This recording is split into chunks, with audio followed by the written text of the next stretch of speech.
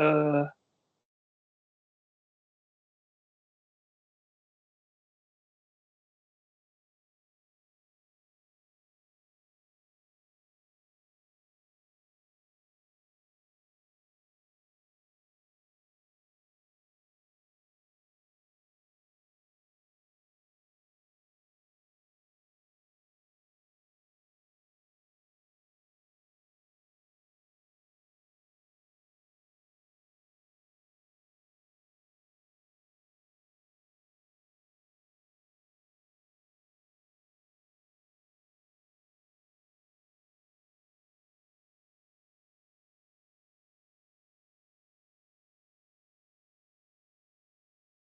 baik, kita mulai saja ya. Bisa kelihatan ininya?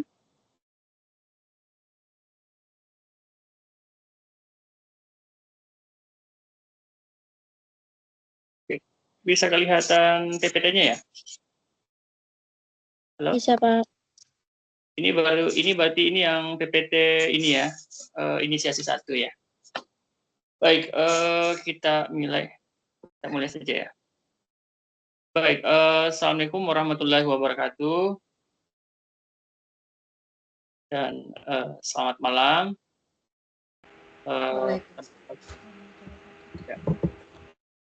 Pertama-tama saya ucapkan terima kasih banyak atas kehadiran rekan-rekan mahasiswa pada hari ini. Mohon maaf, PPT-nya muncul atau tidak ya? Halo? Belum, Pak.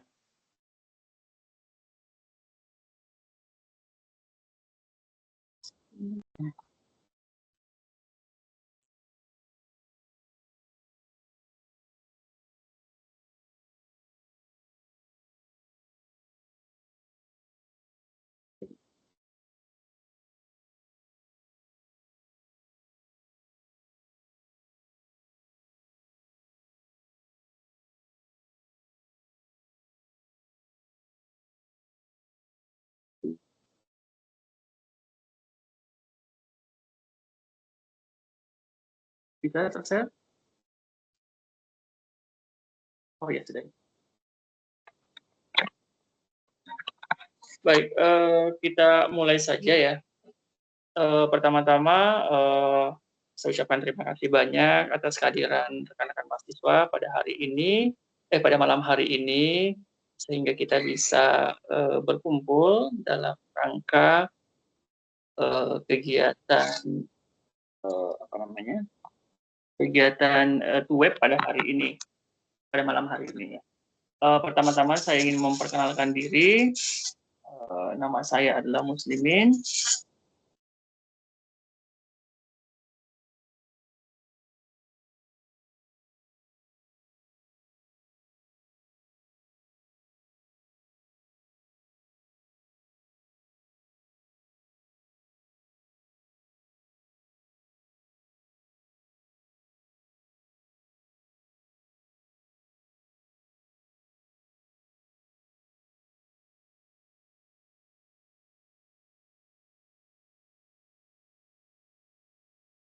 Pakai Microsoft Teams makanya agak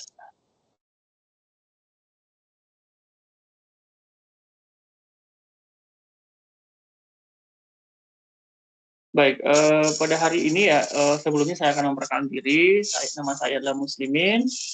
Saya merupakan tutor Anda pada mata kuliah algoritma dan pemrograman ya.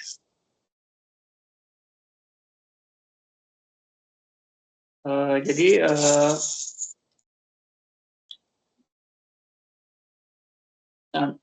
pada ini kita akan bahas beberapa materi yang cek kedengaran suara saya. Halo? Kedengaran, Pak.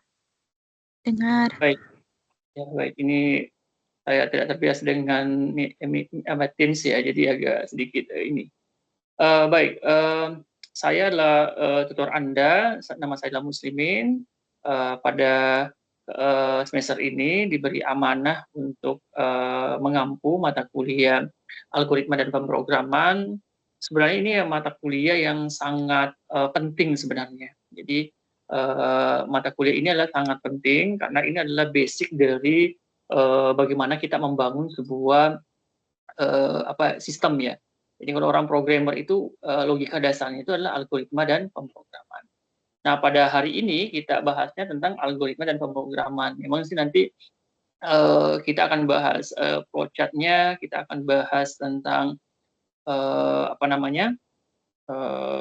kita akan bahas flowchart-nya, kita akan bahas algoritmanya, termasuk tools-nya ya. Tools yang akan kita logikanya bagaimana, alur kerjanya bagaimana. Ya, baik. Pada hari ini kita juga akan ini adalah materi untuk di PPT ya.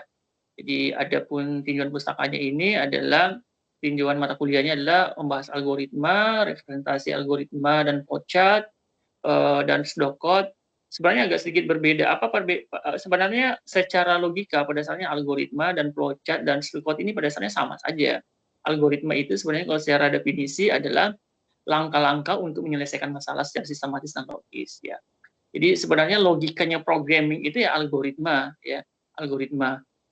Kalau flowchart itu adalah prosesnya alur kerjanya, tapi dalam berbentuk desain sistem. Makanya di dalam logika itu ada alur prosesnya, mulai dari misalnya ada input, deklarasi, input, proses, output, dan berakhir ya. Nah, untuk bahas pemrograman yang akan kita gunakan itu adalah pemrograman Java ya. Ini panduan untuk menginstalnya sudah saya sudah berikan panduan di aktivitas belajar 5 atau 6 ya. Nanti kalian bisa lihat videonya. Karena kalau misalnya ada beberapa dosen biasanya pakai Java-nya itu NetBeans atau Eclipse ya.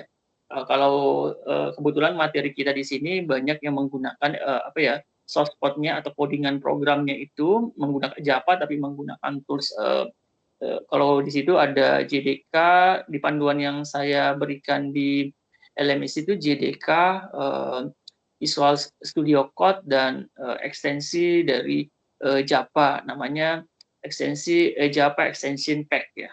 Nanti ada di aktivitas belajar 5 atau 6 ya kalau tidak salah. Ya, silakan nanti dicek di LMS-nya. Nah, secara ya ini hanya pengertian ya. Artinya sebenarnya algoritma ini adalah tahapan untuk menyelesaikan masalah. Inilah penemu ya sebenarnya. Jadi ini orang beberapa pakar yang menurut pandangannya. Tapi yang penemu aslinya itu algoritma ya. Jadi penemunya ini adalah orang Muslim yang penemunya. Jadi logikanya Google atau logika programming itu dasarnya adalah logiknya dari ini. Tapi dikembangkan beberapa pendapat dari ahli yang lain. Ya seperti itu ya. Ini juga ada beberapa pakar ya. Kalau tadi dikatakan metode khusus menyelesaikan masalah, mungkin Donald mendeskripsikan suatu prosedur. Kalau David mengatakan suatu prosedur berakhir dengan sebuah output. Sebenarnya algoritma itu tentunya ada input, proses, dan ada output sebenarnya. Ya. Jadi kalau kita buat logika program, logiknya itu algoritma. Jadi sebenarnya kalau kita lihat bahwa ini pengertian kita next aja ya. Jadi secara kesimpulan bahwa algoritma itu upaya untuk menyelesaikan masalah secara sistematis dan logis ya dengan output tertentu. Nah, dalam kehidupan sehari-hari pun sebenarnya kita sudah menerapkan algoritma, misalnya dari rumah ke misalnya di mall misalnya. Itu kalau misalnya kita ke mall itu pasti tahapannya berbeda-beda. Ada mungkin jalannya berbelok-belok jauh, ada dengan jalannya mungkin yang pendek misalnya. Jadi bervariasi banyak orang yang jadi kalau misalnya orang belajar programming itu tidak bisa kita menyalahkan antara pendapat yang disampaikan saya atau misalnya dapat rujukan yang lain sebenarnya beda-beda.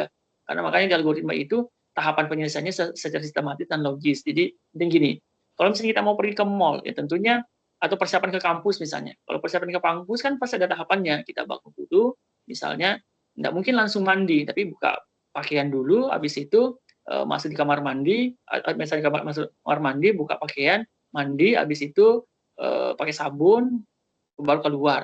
Habis itu pakai pakaian, baru misalnya naik motor, baru jalan ke kantor atau misalnya di kampus. Jadi tahapannya terstruktur. Jadi logikanya itu bahasa sehari-hari sebenarnya ya. Nah, mohon maaf kalau misalnya suara saya agak cepatan ya, mohon maaf ya. Bisa disampaikan Pak, bisa pelan-pelan ya, karena saya terbiasa kadang kalau menerangkan di kelas itu agak sedikit cepat ya. Contohnya seperti ini, jadi untuk algoritma itu misalnya ke Bogor ya, ini ada naik kereta, ada taksi, ada angkot ya. Jadi sebenarnya seperti yang saya bahasakan tadi, bahwa logikanya orang kan beda-beda. Ada cara membuat misalnya apa ya, jadi algoritma itu logik dari programming sebenarnya. Jadi kalau tools, jadi ya mungkin sebelum sampai di sana mungkin akan saya jelaskan sedikit bahwa kategori programming itu sebenarnya ada 3 kategori utama sebenarnya. Cenderung yang saat ini adalah kita ada misalnya menggunakan apa namanya, ada yang berbasis mobile, ada yang berbasis web, ada yang berbasis desktop. Tapi logiknya dari programming itu adalah algoritma. Nah, untuk mendevelop sebuah apa ya, web atau berbasis web ya tentunya menggunakan bahasa pemrograman berbasis web. Kalau misalnya ingin mendevelop sebuah sistem dengan basisnya misalnya mobile, contoh misalnya mobile banking ya, itu kan didevelop sebuah apa ya, aplikasi yang didevelop dengan menggunakan bahasa pemrograman berbasis mobile atau Android. Kalau misalnya kita mau membuat misalnya web berbasis desktop, contohnya misalnya kita masuk di Swalayan. Swalayan itu cenderung menggunakan aplikasi desktop, artinya tidak online. Artinya kita biasanya menggunakan satu aplikasi yang diinstal atau satu aplikasi yang didevelop atau dibangun atau dibuat, diinstal beberapa apa namanya, beberapa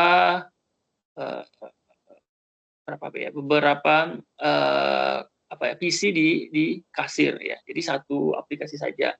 Makanya saya ulangi lagi bahwa aplikasi apa ya, bahasa pemrograman itu beda-beda. Jadi kalau misalnya berbasis web, misalnya kita menggunakan ya kebanyakan orang sekarang pakai berbasis PHP. Nah di situ biasanya ada framework yang dipakai, Laravel kah atau yang lain. Tapi kalau berbasis web yang lain bawaan Java juga ada sebenarnya namanya JSP. Jadi itu hanya tools yang dipakai. Terus untuk yang mobile, basis pemrograman yang paling familiar saat ini adalah menggunakan berbasis Android. Nah ini logika semua ini ya kita menggunakan logika algoritma. Jadi ibaratnya itu ya ingin memahami bahasa programming ya kita harus paham bahasa apa. Kalau untuk yang web ya contohnya misalnya PHP. Kalau misalnya mau atau JSP Java ya bawaan Java juga. Jadi logika dasar itu banyak sekali bahasa pemrograman yang dipakai oleh orang untuk mendevelop. Tapi secara logika, jadi logikanya aja yang berbeda, tapi bahasa pemrogramannya yang berbeda. Jadi logiknya sama, ada perulangan, ada kondisi, ada array, ada fungsi, ada metode, ya semuanya ada.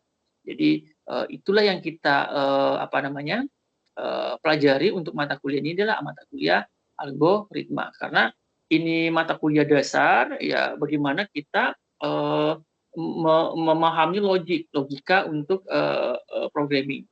Atau contohnya gini aja, kalau biasanya misalnya kita buat kalau kita misalnya akses sebuah sistem, misalnya form login, itulah contoh penerapan algoritma ya. Itu adalah contoh penerapan algoritma apa ya? Misalnya kita mau login. Kalau login itu kan otomatis kan ada username, ada password ya. Biasanya gitu ya. Nah, di situ biasanya kita ada logika.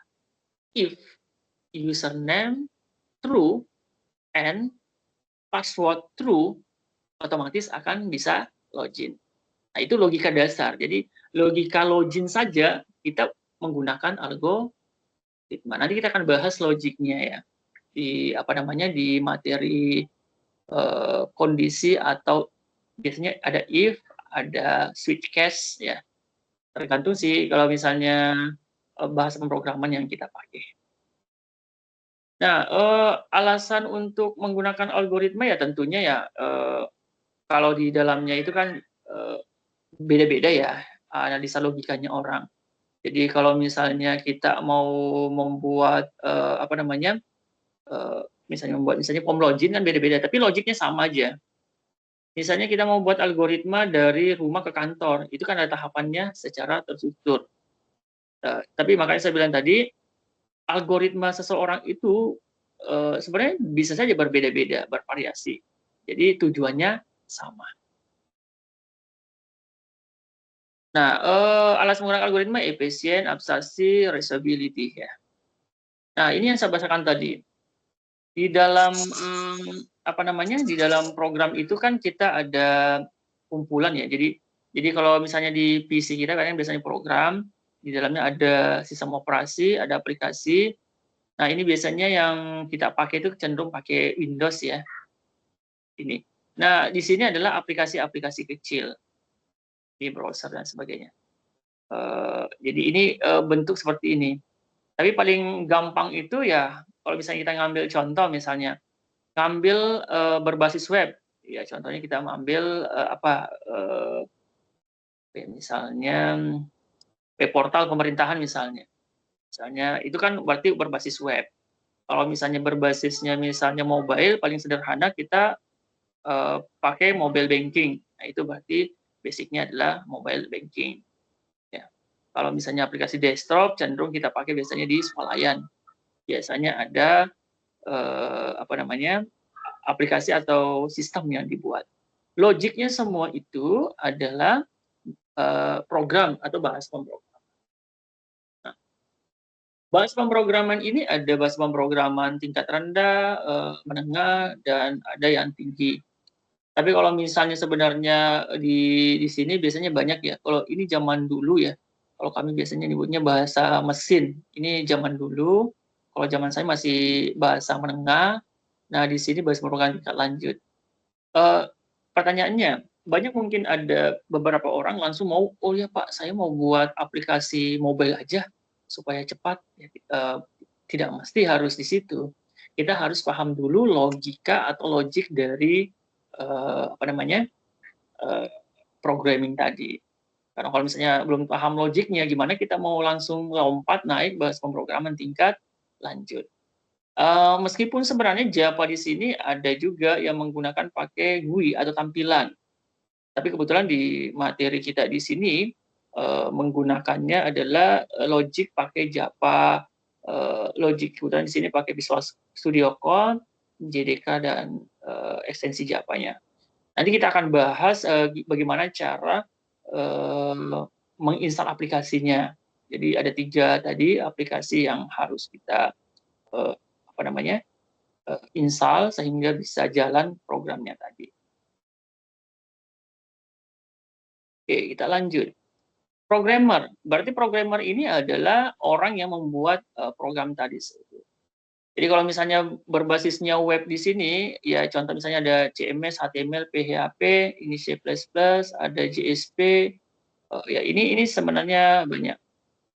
Hanya bahasanya. Ini untuk mendevelop webnya tadi itu ya tergantung jenisnya apa, berbasis web kah, berbasis desktop, atau berbasis mobile. Cuma ada juga yang berbasis namanya CMS. Ini biasanya tidak perlu pemahaman apa namanya ngoding, sebenarnya next aja langsung jadi 5 menit webnya jadi. Ya, contoh misalnya web portal bisa menggunakan misalnya WordPress. Kalau zaman dulu ada blog ya. Kalau untuk berbasis learning biasanya pakai Moodle.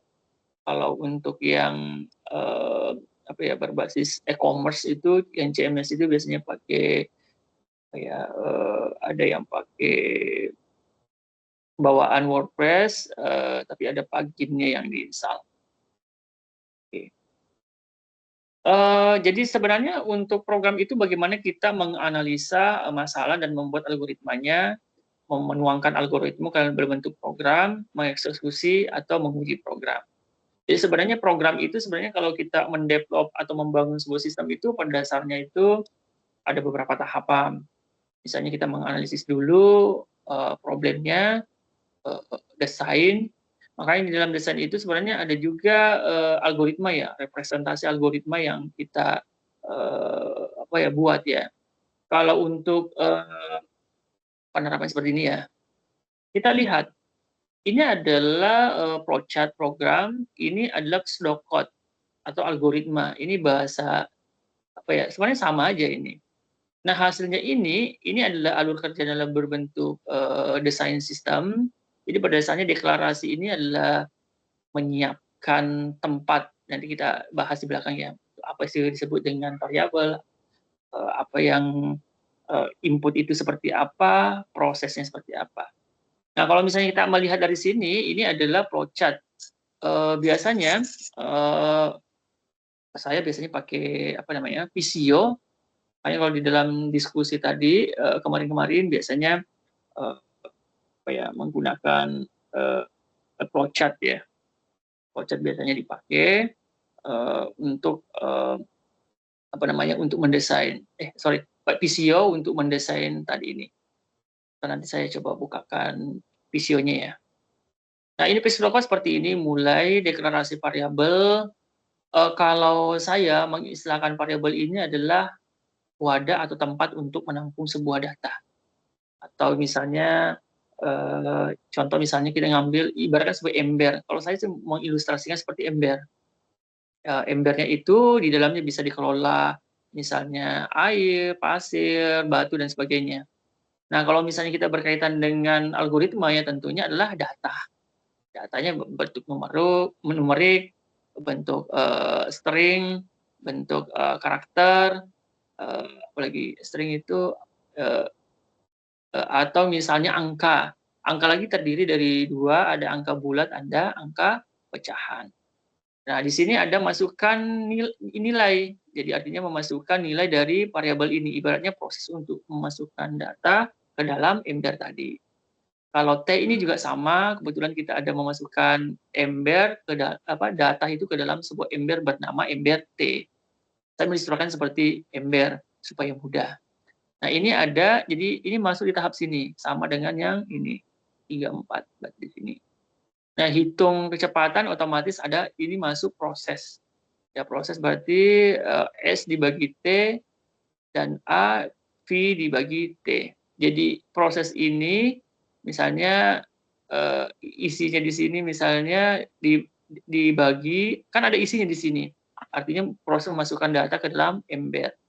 Nah, atau masukkan dalam variabel dan ditampung di variabel V. Nah, ada lagi proses yang kedua, V ini dibagi T, baru pindah. Jadi sebenarnya ini contoh representasi algoritma untuk memindahkan misalnya isi dari sebuah ember misalnya apa di sini ya, ember V dan A, ya seperti itu. Ini cetak V, cetak A, selesai. Ini logikanya ya. Tapi ini nanti kita akan representasikan dalam berbentuk codingan program. Codingan program ini kebetulan tools yang kita gunakan itu adalah bahasa pemrograman Java. Oke, nanti di belakang sudah ada source code-nya, potongan aplikasinya. Oke, ini ciri-cirinya adalah tentunya ada input, ada output, ada proses, logika, proses untuk jelas, dan ada proses untuk berhenti. Artinya ada sebuah kondisi yang membuat untuk berhenti atau berhasil dari proses output program tersebut.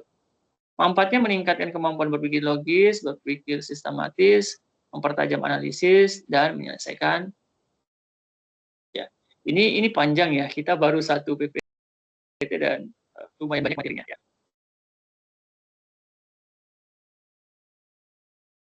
Saya dulu.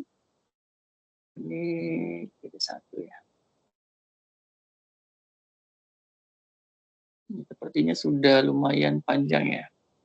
Oke, saya percepat dulu. Oke, untuk di materi kita itu ada dua ya. Ada materi untuk namanya materi pengayaan, ada materi untuk ada materi pengayaan dan ada materi inisiasi. Materi pengayaan ini biasanya saya tambahkan ya. Contohnya ini ya. ini materi dari saya, mungkin saya tidak terlalu tidak terlalu spesifik menjelaskan ya.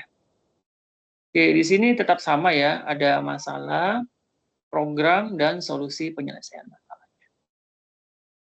Nah, ini sama aja sih, menyebarkan masalah, merinci masalah, membuat sarana interaksi manusia.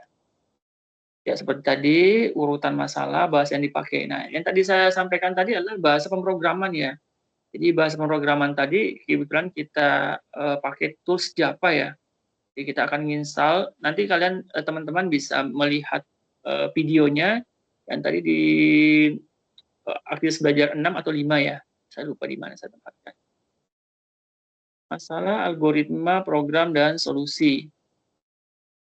Kita next saja. Ini contoh misalnya, ini bahasa kalimat deskriptif, flowchart, dan pseudocode. Ini ada pembedanya ya. Misalnya algoritma menghitung luas segi 4. Otomatis kita nih di sini ada untuk deklarasi ya, yang saya bacakan tadi itu ada wadah, kebetulan tipenya adalah bilangan bulat. Nah, kalau misalnya nanti di bahasa pemrograman harus sesuai tipenya.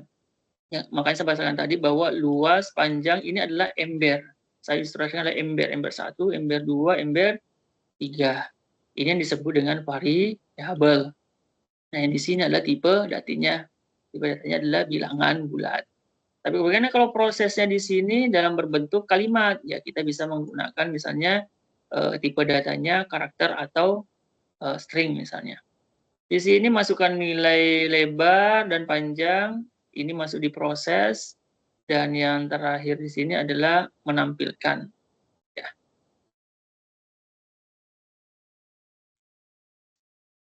Oke, ini kalau untuk masuk di flowchart, nanti kalian bisa menggunakan Visio ya. Kalau di tugasnya itu mungkin tidak terlalu panjang, kalian bisa nanti melihat membuatnya ini pakai Visio ya. Kalian bisa menggunakan Visio untuk mendesain ini, jangan pakai Word, agak ribet ya. Atau nanti saya kasihkan juga contoh penerapan tools-nya. Ini untuk notasi 3 sama ya. Ini program. Ini kita next saja nih. Ini sebenarnya bahasa pemrograman banyak, ada yang pakai C, ada Pascal, ada C++. Tapi kita ini di sini pakai Java ya, yang di sini. Oke. Nah, ini sebenarnya Java ini berorientasi objek PBO ya. Jadi ini sebuah cukup bagus untuk mengasah logik kita. Oke, kita ini tidak usah terlalu ini ya. Saya berpindah ke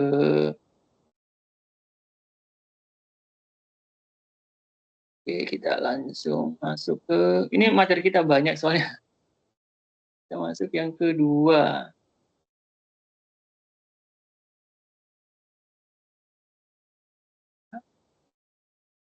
Ini kita lanjut.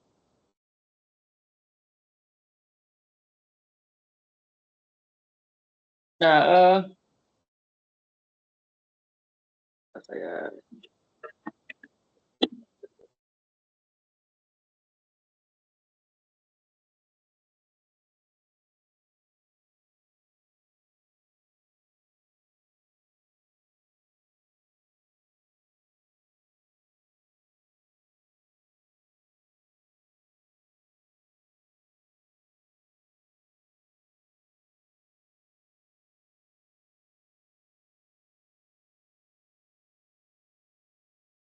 Oke, kita lanjut lagi.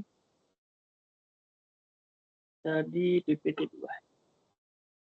Materi kita lumayan banyak ya, tapi semoga saya percepat-cepat dulu. Nah, kita lanjut aja. Nah, untuk ini sudah dijelaskan ya, ada sequential, artinya terurut ya langkah-langkahnya. Ya, makanya tadi saya sampaikan bahwa ketika kita membuat algoritma, misalnya dari rumah ke tempat kerja, tentunya ada tahapan-tahapan yang harus dilakukan. Contoh misalnya mau ke kantor, ya tentunya ya tidak langsung ke kantor dulu. Ya tentunya kita bangun, baru masuk kamar mandi, buka baju, dan sebagainya. Ya, tidak mungkin misalnya kita langsung ke kampus atau ke kantor tanpa mandi dulu. Nah, jadi itu kan ada tahapan yang terlewatkan. Nah, di sini adalah flowchart-nya ya. Ini contoh sama kayak tadi square-nya. Jadi ini sebenarnya bentuk flowchart-nya, dan di sini adalah penjelasan sama sih sebenarnya. Nah, ini pseudocode. Tapi kalau untuk source code atau codingan itu nanti kita langsung ngoding pakai aplikasi Java ya. Mulai artinya 523 ini masuk ke variabel A. Sama kayak tadi read A, artinya menginput. Kalau misalnya di codingan itu biasanya kita mengasukkan data ke dalam variabel atau masukkan data ke dalam ember. Saya mengistilahkannya ember supaya mudah dipahami. Nah, ini ada ember A, isinya ini masuk, ember yang kedua isinya masuk ke sini. Nah, ember A dan ember E dikalkulasikan masuk ke dalam variabel atau ember sum. Cetak sum. Berarti yang dicetak adalah isi dari ember tadi. Jadi pertanyaan saya, ini dicetak di sini isinya berapa?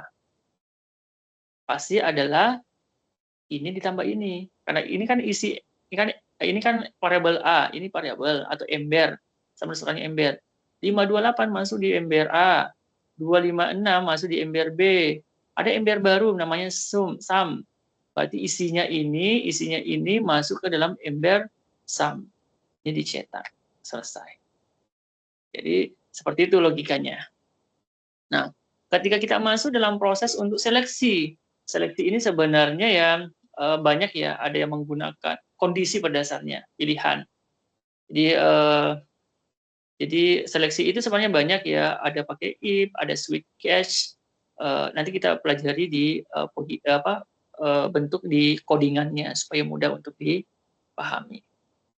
Nah, di sini seperti ini, jika jawabannya ya, tidak, maka akan mengeksekusi yang mana. Ya, jika usianya ini, maka cetak ini. Ini kalau misalnya ini kondisinya, anggaplah misalnya kita input nilai usia. Misalnya kita input usianya ini adalah, saya bahasakan tadi ember ya, usia ini diinput misalnya 5. Isinya usia ini kan 5. Apakah 5 lebih besar dari 7? Jawabannya adalah salah, berarti ini tidak dikerjakan. Maka dia akan pindah ke bawah. Bagaimana dengan flowchart-nya juga sama. Biasanya kita read ini berarti usia. Kita input atau memasukkan dana ke dalam variabel, atau saya biasanya menyebutnya istilah ember, memasukkan dalam ember, isi embernya itu dicek. Apakah isi embernya usia ini, misalnya tadi di inputnya 5, apakah 5 lebih besar dari 17? Jawabannya salah. Kalau salah berarti ini tidak dilaksanakan, yang dikerjakan adalah selesai. Nah, itu logik dasar. Nanti kita jelaskan lagi dalam berbentuk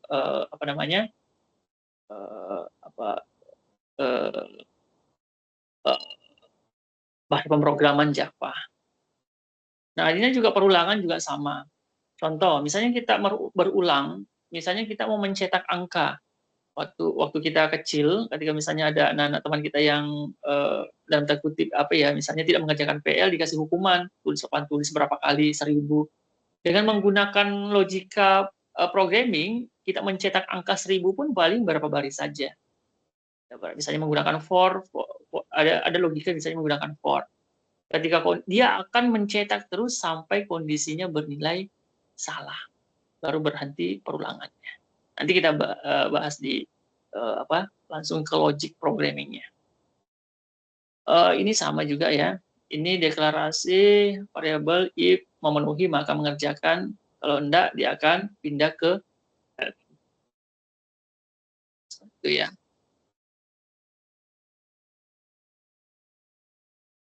Ini saya agak sedikit percepat aja ini karena materi kita lumayan banyak ya. Karena ini ada pembahasan yang lebih spesifik ke programmingnya nanti ya. Ini materi cukup banyak ya. Jadi saya agak cepat-cepat beberapa materi. Tadi 2 ya.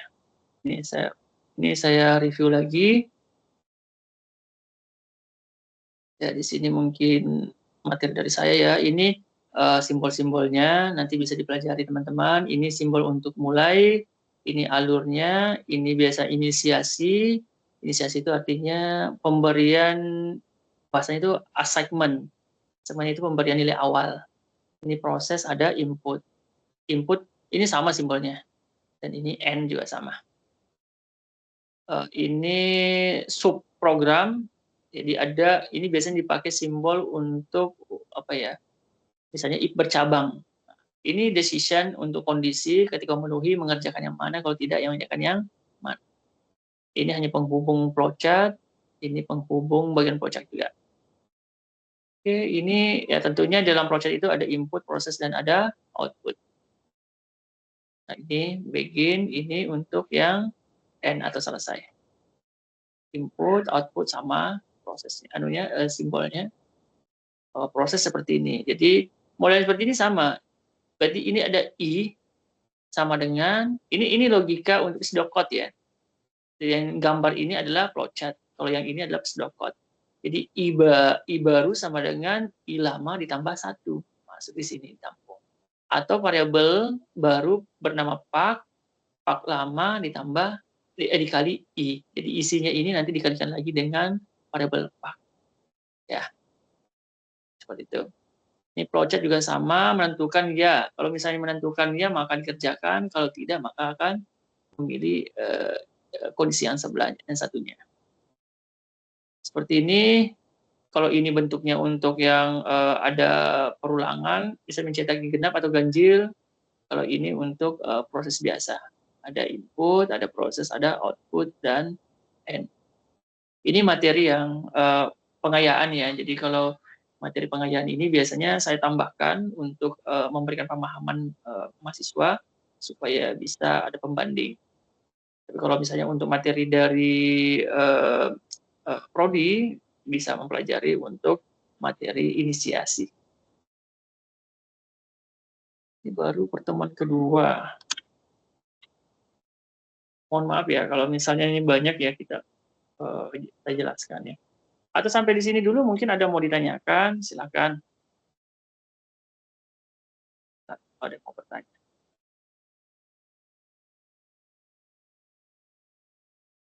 Ada pertanyaan? Atau sudah bingung-bingung ini?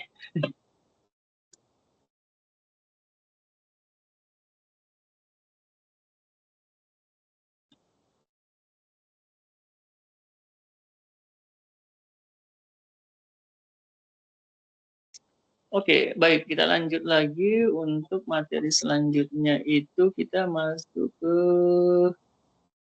3.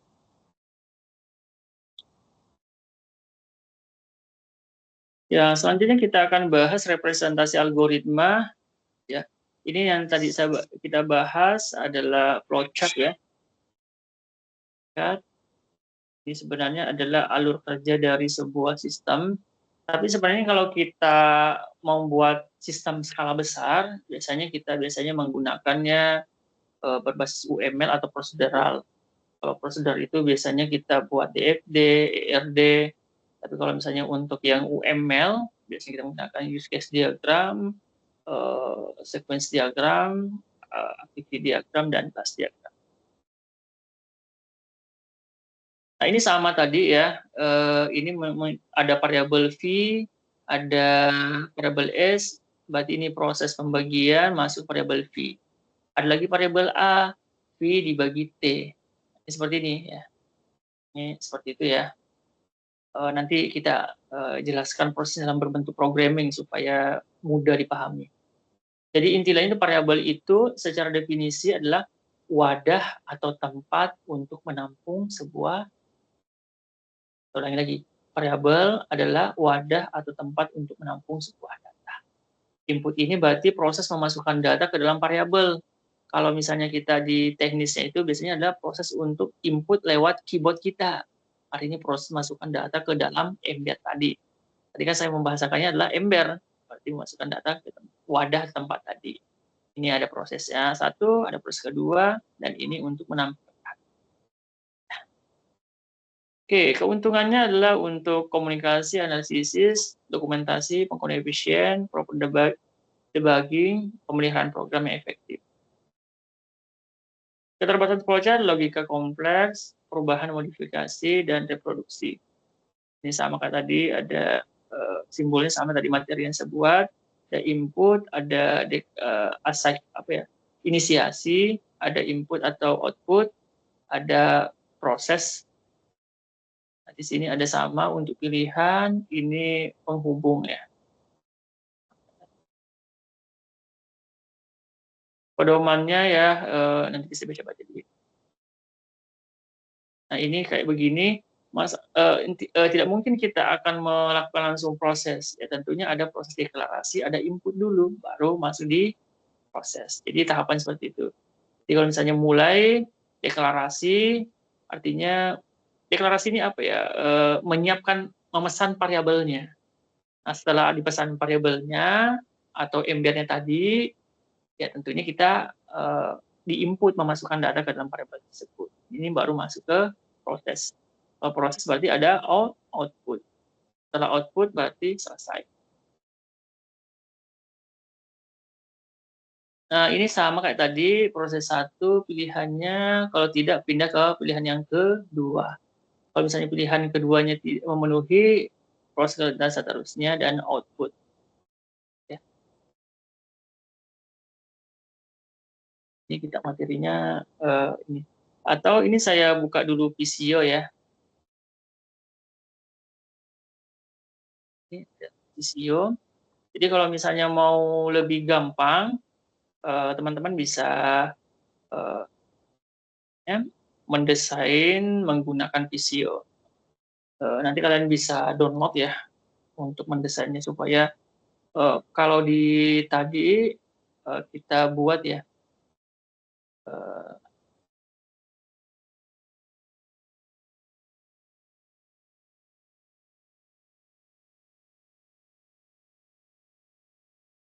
misalnya di sini saya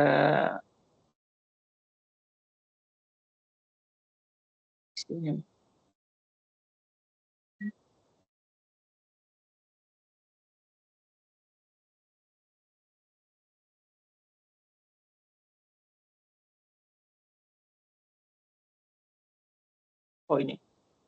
Nah, kalau misalnya kita mau mendesain sistem, ya tentunya kita menggunakan flowchart seperti ini. Paling gampang, ya, panggil drag saja. Cuma di sini kan pilih dulu, ada basic, ini banyak ya. Ini flowchart ya. Kita ngambil flowchart, berarti kita basic kayak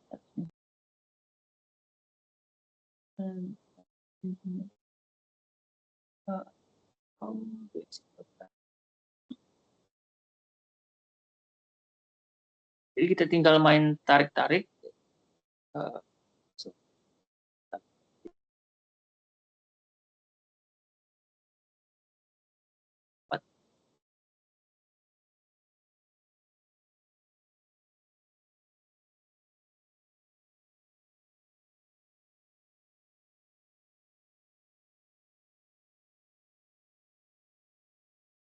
Nah, ini seperti ini tadi, misalnya kita ngambil project begin, kelihatan ya. Nah, jadi teman-teman bisa mempraktekannya seperti ini. Ini kita mulai begin, ini ada tergantung dari desainnya mau pakai yang mana. Ya, kita bisa misalnya pakai desainnya mana di sini. Ya, misalnya begin, misalnya di sini ada proses atau paling mana ya ini yang tadi ini atau paling enak kita pakai yang ya seperti ini ya, bisa begin misalnya ada ini deklarasi ya, terus ada input, nah inputnya ini ada input proses ya, nah proses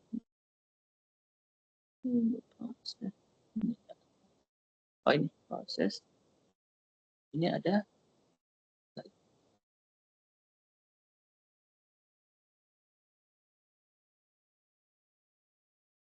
ini background-nya juga sama. warna ini warna hitam.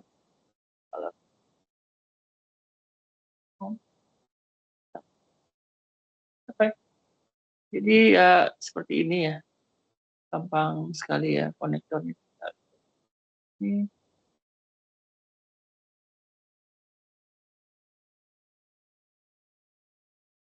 sangat mudah ketika kita mendesain ini. Ya, tinggal kita buat di sini misalnya tar atau mulai boleh. Nah, ini agak lambat ya.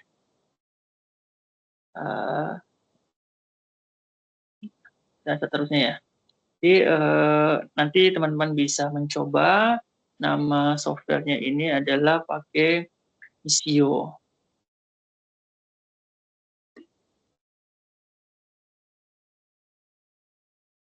Itu seperti itu gambarannya untuk ketika kita menggunakan Visio ya. Oke, kita lanjut. Tadi sudah masuk di mana ya? Kita masuk di 4 lagi. Panjangnya. Oke, karena ada beberapa. Kita masuk di pertemuan keempat.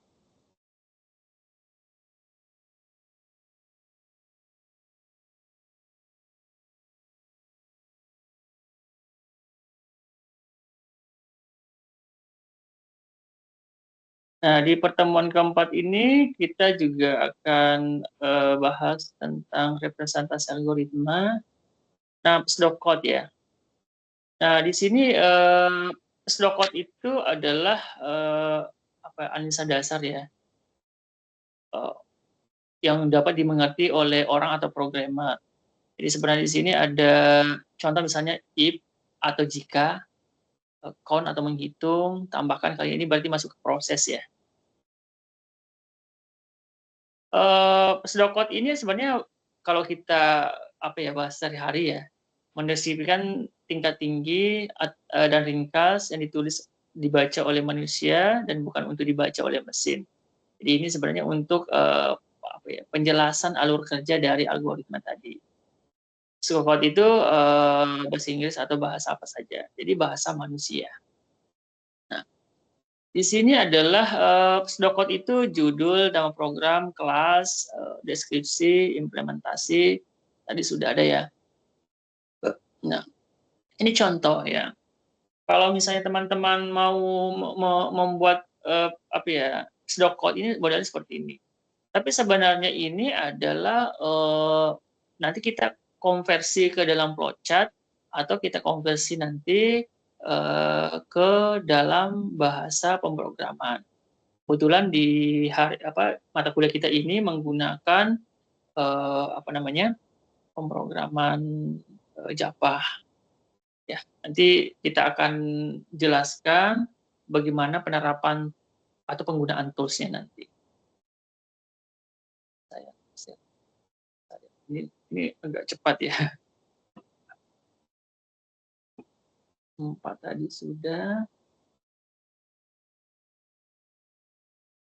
Berarti kita masuk ke materi.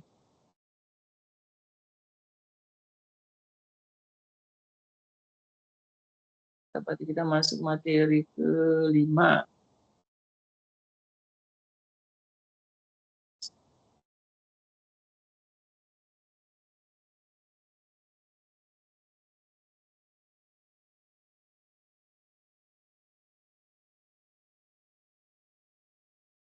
Nah, selanjutnya kita, ini sudah masuk dalam bahasa pemrograman. Jadi sebenarnya inti dari tadi hanya logikanya dalam berbentuk pseudocode, dan di sini kita akan bahas ya dengan menggunakan bahasa pemrograman Java ya. Nah, ini tools yang akan kita gunakan, seperti yang saya bahasakan tadi, nanti kalian menginstal 3 aplikasi. Aplikasi kebetulan yang kita gunakan adalah bahasa Java. Nanti teman-teman bisa melihat di aktivitas belajar 5, nanti ada 3 aplikasi yang Anda install. silakan diinstal nanti. Ada yang pertama itu JDK, yang kedua itu Visual Studio Code, dan ada ekstensi Java Extension Pack ya. Ada 3. Nanti kalian bisa baca di aktivitas belajar 5 ya kalau tidak salah. Saya lupa. Jadi teman-teman bisa cek di situ di videonya. Di sini ada Java ya. Jadi Java ini sebenarnya ada 2 ya. Ada 2 yang basisnya JSP, ada yang berbasis web ya. Ada yang desktop. Tapi di sini kita belajarnya itu logiknya Java biasa ya. Jadi kita akan mengukur logika kita, bagaimana misalnya membuat program sederhana dengan menggunakan bahasa Java. Nah, Java ini sebenarnya cukup tren ya. Jadi ini Java yang banyak digunakan saat ini, logika dasarnya itu Java atau C++. Karena Java ini bisa sebenarnya logiknya ini mirip-mirip source code atau codingan programnya itu, atau bahkan logikanya pun sebenarnya prosesnya itu mirip-mirip untuk mendevelop aplikasi Android. Java sendiri, Java itu ada 2, ada JSP dan ada Java yang NetBeans biasanya. Biasanya kalau orang membuat Java ada yang menggunakan NetBeans juga, tapi ini lebih ke arah GUI-nya, tampilan aplikasinya. Tapi di sini di mata kuliah kita akan menggunakannya untuk hanya sebatas logik, ya. Jadi belum masuk ke penerapan OOP-nya sebenarnya, Object Oriented Programming. Baik. Selanjutnya,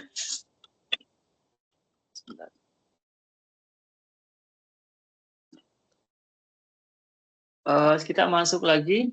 Di sini sejarahnya ya, banyak JDK, JDK 1, JDK 2. Nah, ini yang harus kita install ya.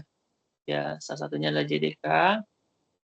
Ini sebenarnya rilis Java, jadi basicnya sebenarnya adalah JDK. Terus konsep pemrograman, terstruktur, dan OP. Jadi ada 2, terstruktur dan OP. Jadi ini sebenarnya object oriented ya. Jadi Java ini salah satu pemrograman basicnya object oriented.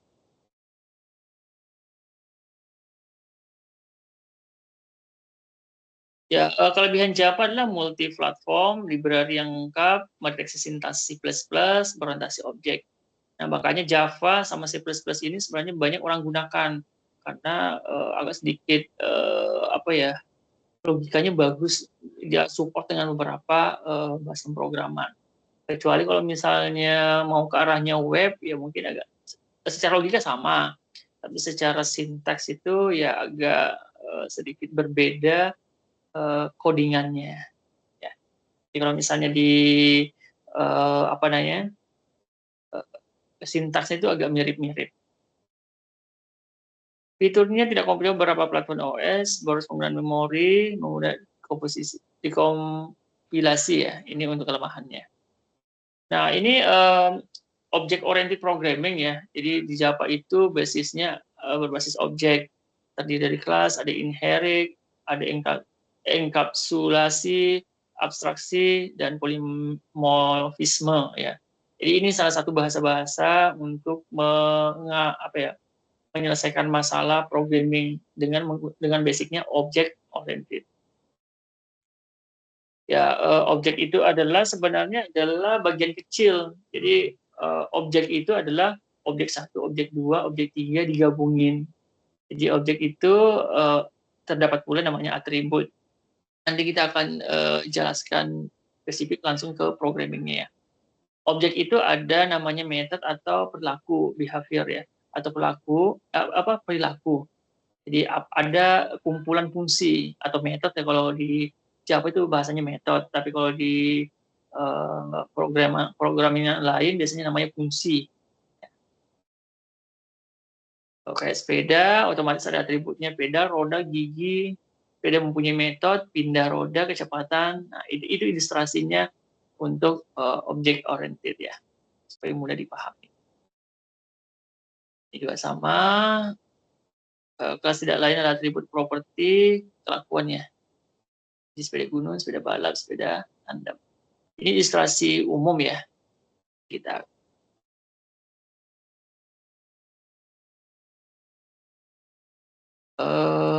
Sebentar.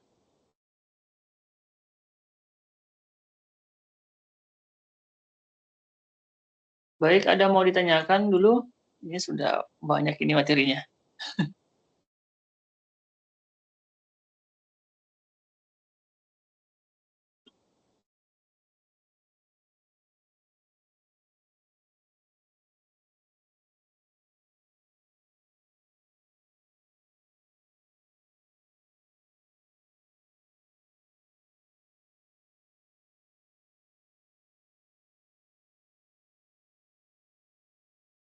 Selanjutnya kita masuk ke materi tadi kelima ya.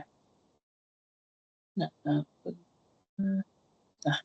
ini materi yang saya tambahkan juga ya.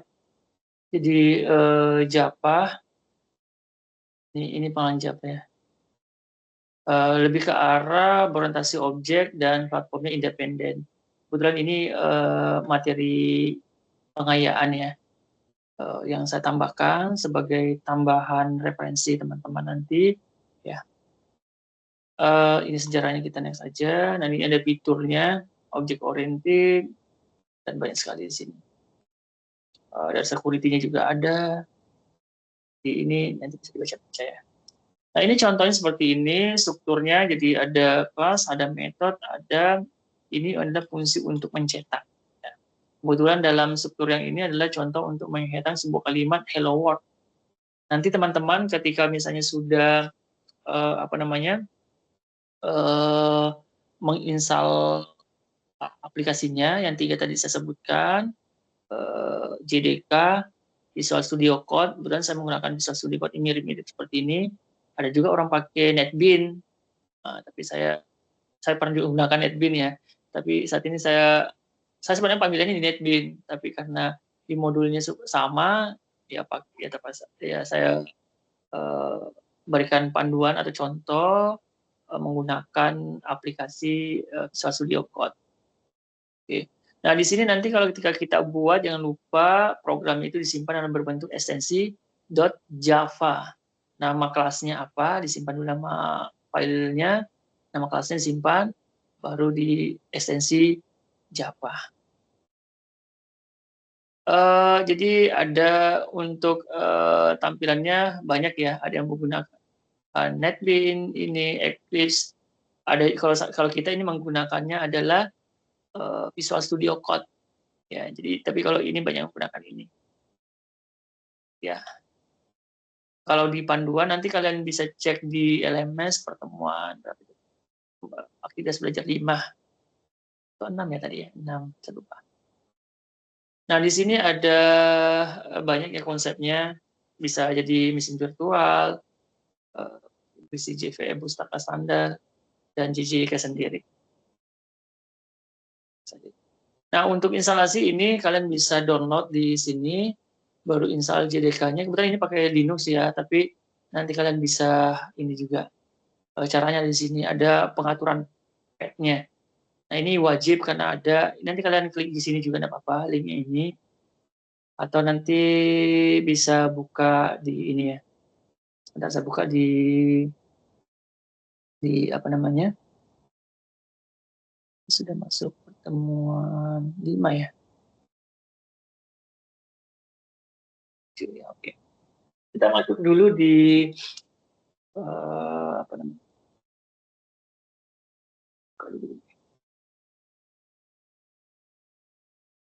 Kita buka tadi di aktivitas belajar 6 kayaknya.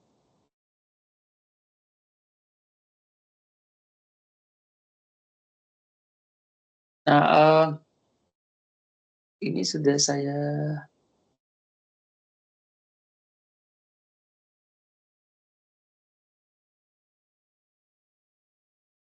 ya.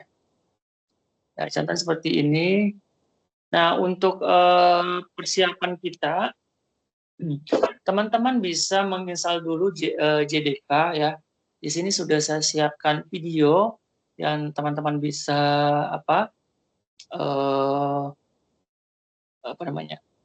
install. Yang pertama adalah Java JDK.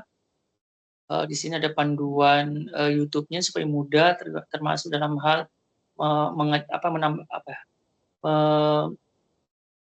merubah part-nya tadi di dalam sini. Nanti kalian teman-teman bisa cara misalnya di sini.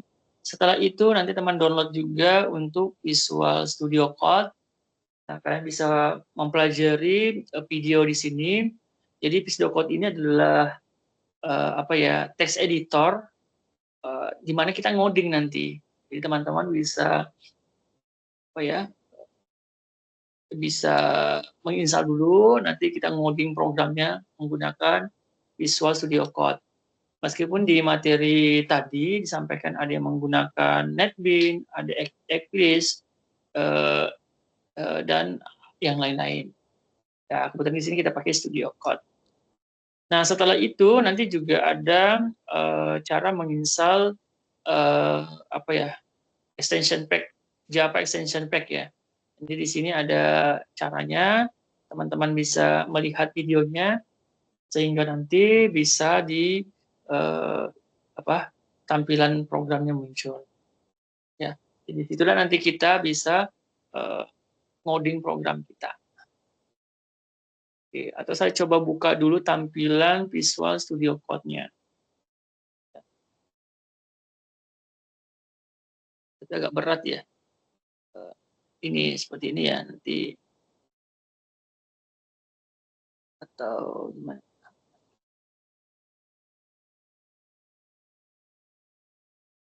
Tapi agak berat biasanya. Saya coba buka dulu, semoga tidak trouble ya.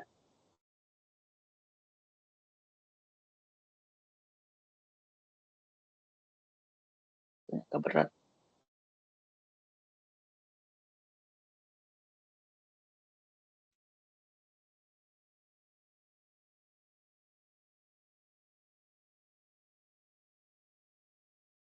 Sebentar saya perlihatkan tampilan.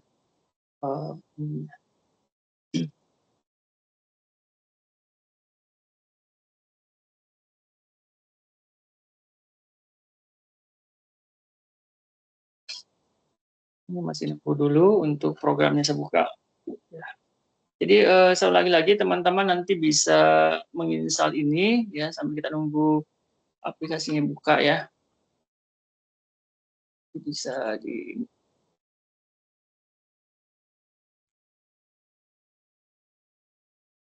aplikasinya masih.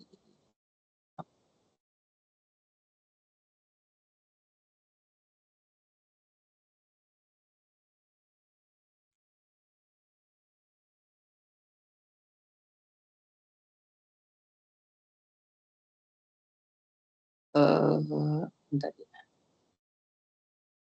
Silakan dibuka dulu, dicek-cek dulu videonya di rumah nanti. Teman-teman bisa melihat cara menginstal JDK-nya, cara menginstal Visual Studio Code-nya, dan Java extension-nya di sini.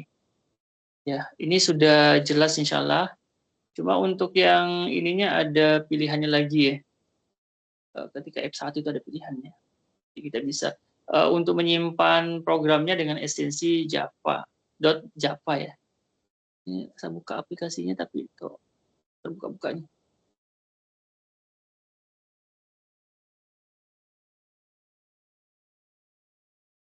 Saya coba buka lagi. Apa-apa.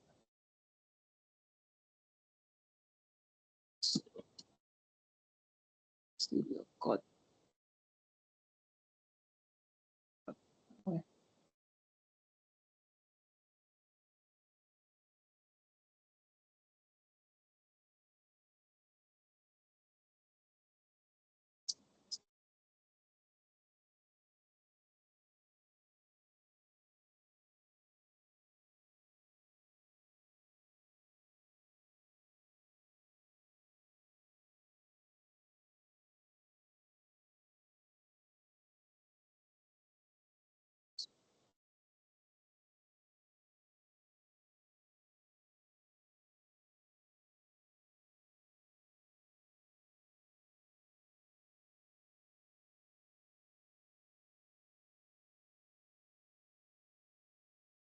Oh, ini lagi saya buka aplikasinya lagi apa tadi.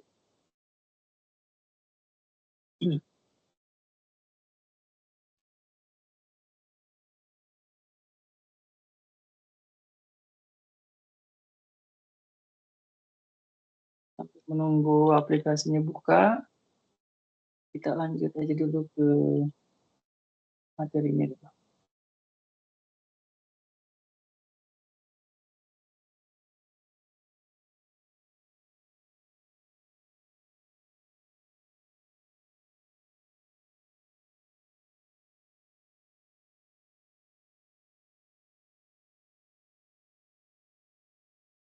Ini sudah buka.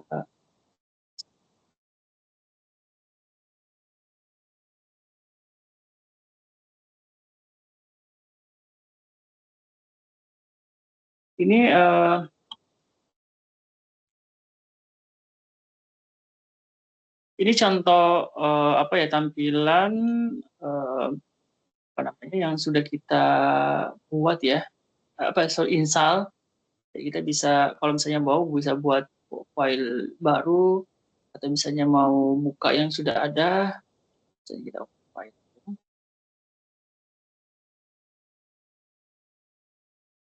Mungkin karena apa ya, visual apa kita asinkronus ya, lambat ini ya. Coba dulu. Ini adalah tampilan yang apa namanya, tampilan aplikasi Visual Studio Code-nya. Ini saya ambilkan contoh dulu latihannya.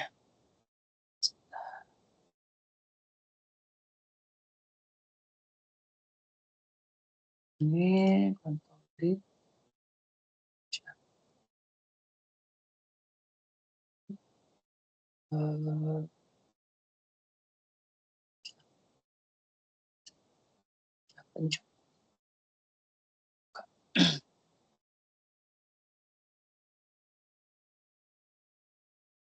Ya, contohnya seperti ini. Kalau misalnya kita jalankan ya, kita bisa ngecek yang ini.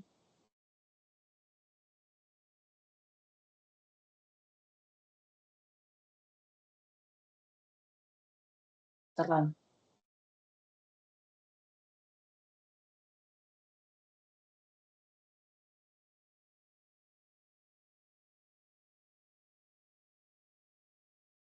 Jalan ya.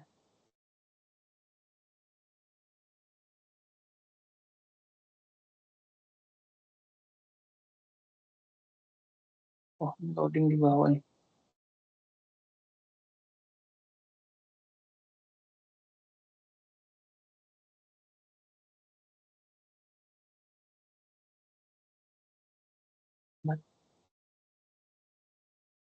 Contoh misalnya kita buat program sederhana.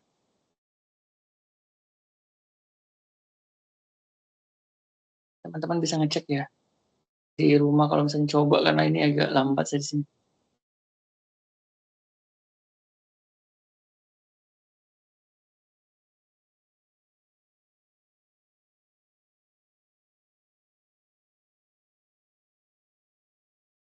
Ya, sebentar. Dari yang tadi ya.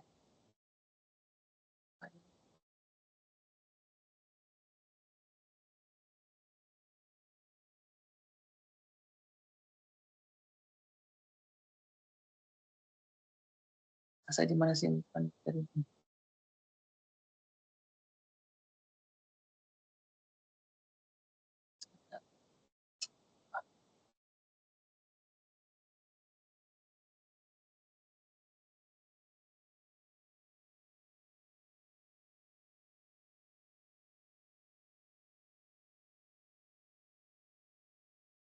Saya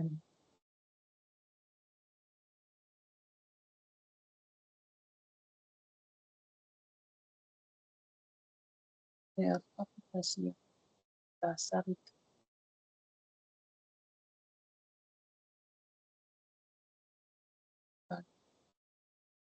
Nanti saya carikan ya, saya banyak misalnya.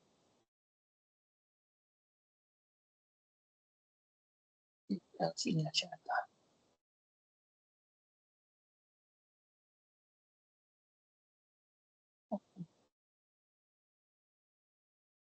Contoh seperti ini. Coba kita jalankan.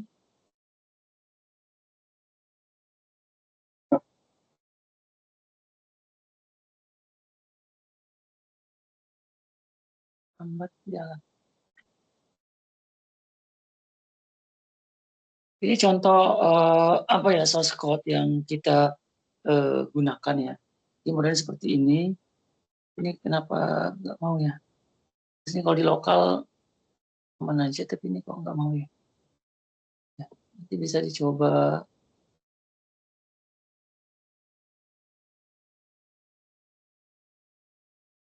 Jalan.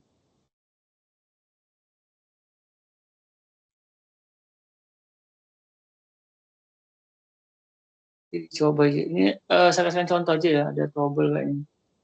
Jadi ini source code-nya yang kita punya ya. Contoh misalnya ini kita buat nama filenya ini .java, ini kelasnya, dan isi utamanya dari sini ke sini. Ya. Ini ada proses dalamnya. Kebetulan di sini ada if kondisi. Oke.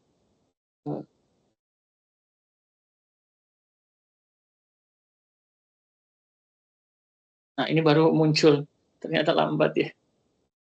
Ini, jadi outputnya ini sudah berapa kali tadi saya. Jadi outputnya ini bentuknya seperti ini. Kita berapa kali tadi. Jadi di sini ada proses assign inisiasi, isi 70 masuk di variabel nilai, 40 masuk di variabel absen. Dia cek kondisinya di sini, isinya apakah 70 lebih besar dari 75? Jawabannya adalah salah. Apakah misalnya absen 40 ini lebih besar dari 70? Jadi kondisi ini tidak memenuhi. Maka harusnya dia berada di sini atau di sini lagi kondisi. Ini kita pelajari di ini ya, pertemuan berikutnya untuk masalah source code-nya. Ini soalnya agak lambat ketika dijalankan.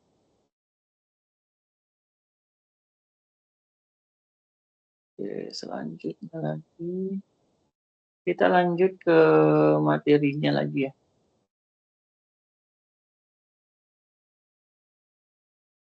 Di sini kita masuk di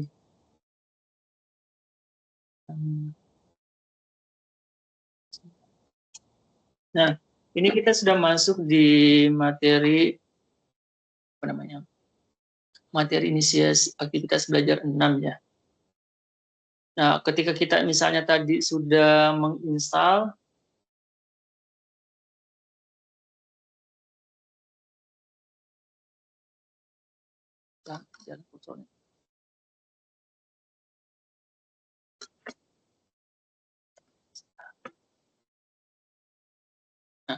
ini dokumentasi di dalam Java tadi ketika install, ketika misalnya kita mau kasih komentar, kasihkan aja komentar titik bintang slash bintang isi komentarnya apa.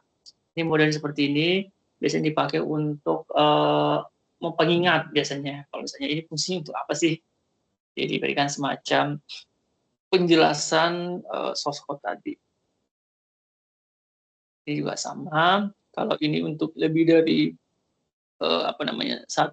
lebih dari satu baris, kalau satu baris pakai slash 2 kali aja seperti ini. Ada nama paketnya ya, mengelola kelas. Ibaratnya seperti ini, sama kayak tadi source code yang tadi saya contohkan. Kemudian ini ada 2 kelas ya, satu kelas di sini. Ada import. Nah ini contoh seperti ini ya, ada kelas tadi, ada paketnya. Tapi yang paling ini langsung aja ke source code coding tadi supaya lebih enak ya. Oke, contoh untuk metode. Ini kelas ada yang public. Public itu biasanya berlaku untuk semua sub kelas yang lain bisa berlaku.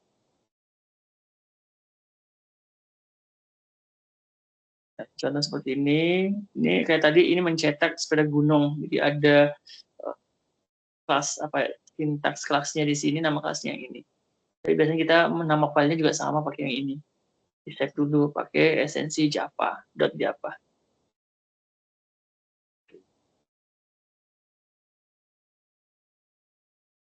Ini pertemuan.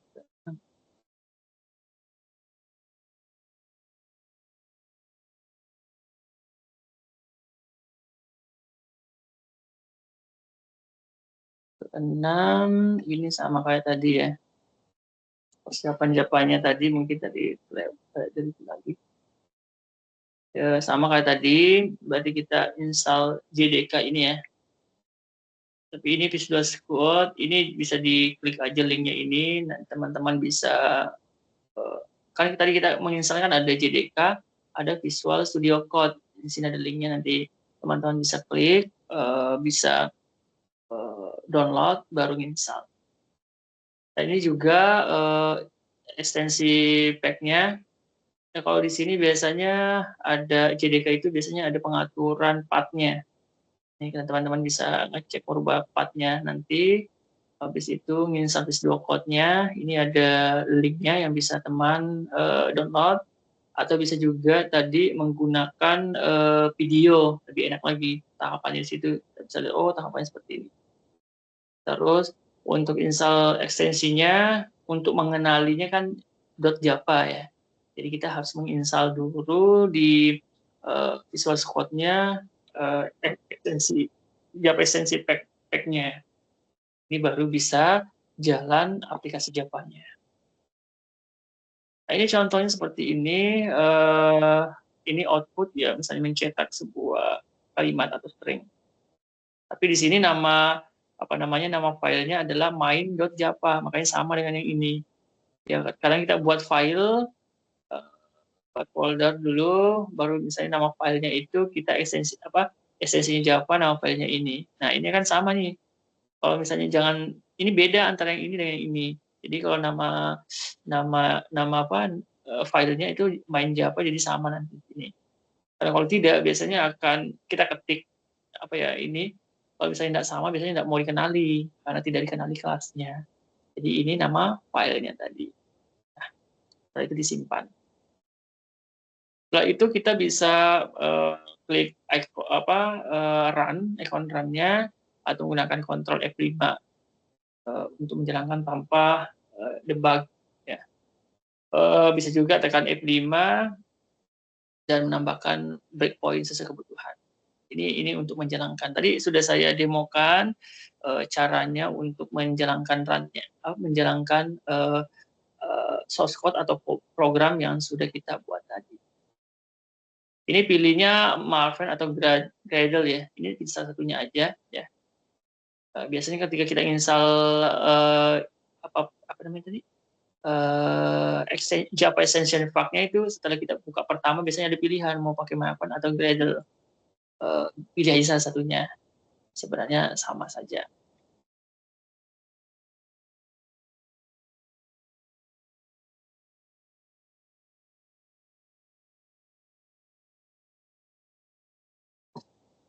Oke, mungkin ada mau ditanyakan, silakan dulu.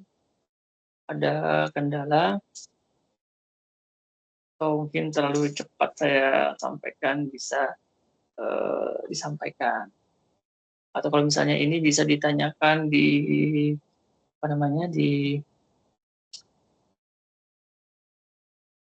nanti di diskusi ya, kan bisa tanya di sana. Karena ini masih bingung-bingung ya, enggak apa-apa ya, nanti bisa sambil jalan. Kalau saat ini teman-teman bisa menginstal dulu karena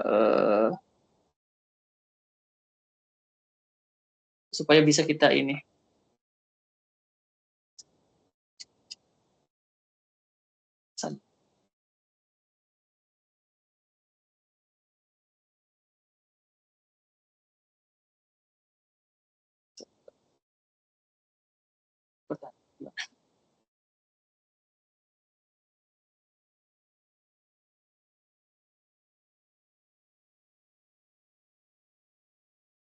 Halo, ada mau ditanyakan? Silakan.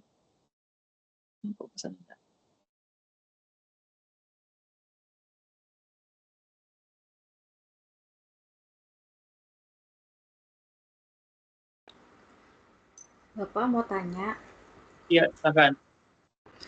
kalau mau bikin pseudocode itu apakah ada aturan yang baku atau bahasanya boleh kita sesuaikan sendiri sesuai pemahaman kita, kayak kalau program itu kan ada bahasa-bahasa khusus bahasa programnya. Kalau untuk membuat pseudocode itu apakah ada rumus-rumus tertentu kayak string dan lain-lainnya kayak gitu? Apa apa harus atau tidak? Makasih Pak. Jadi Masih kalau bingung misal bikin pseudocode. ya gini. Oke, pseudocode itu kan artinya alur kerja dari algoritma ya. Belum kita masuk coding program ini, betul ya? Atau langsung ke coding programnya? Belum. Ya belum. Oke. Jadi kalau misalnya kita mau ketika misalnya tugasnya nih, kalau misalnya kita mau diminta tugasnya untuk membuat pseudocode, misalnya mencari luas segi apa ya, mencari luas persegi panjang misalnya, otomatis yang kita harus mendeklarasikan variabelnya variabel yang terkait. Kiranya apa? Misalnya otomatis ada variabel luas, ada variabel alat, panjang kali lebar ya. Panjang, ada lebar, luas. Jadi kita harus mendeklarasikan kebutuhannya. Otomatis kan bahasanya itu menyiapkan dulu variabelnya. Kalau bahasa saya tadi itu adalah embernya dulu. Ember. Iya. Ya, embernya. Nah, tipenya itu kan ada tipe nanti kita pelajari, ada tipe angka, ada tipe string, ada tipe karakter. Nanti kita bahas nanti di materi mungkin di bawah mungkin ada ya. Jadi itu sesuaikan dengan tipe datanya.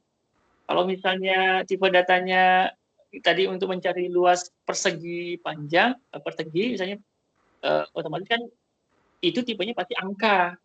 Angka itu ya tentunya ada bilangan bulat atau bilangan desimal. Oh, Ya pakai gitu. bahasa Indonesia aja ya? Boleh bahasa Indonesia. Boleh. Oke.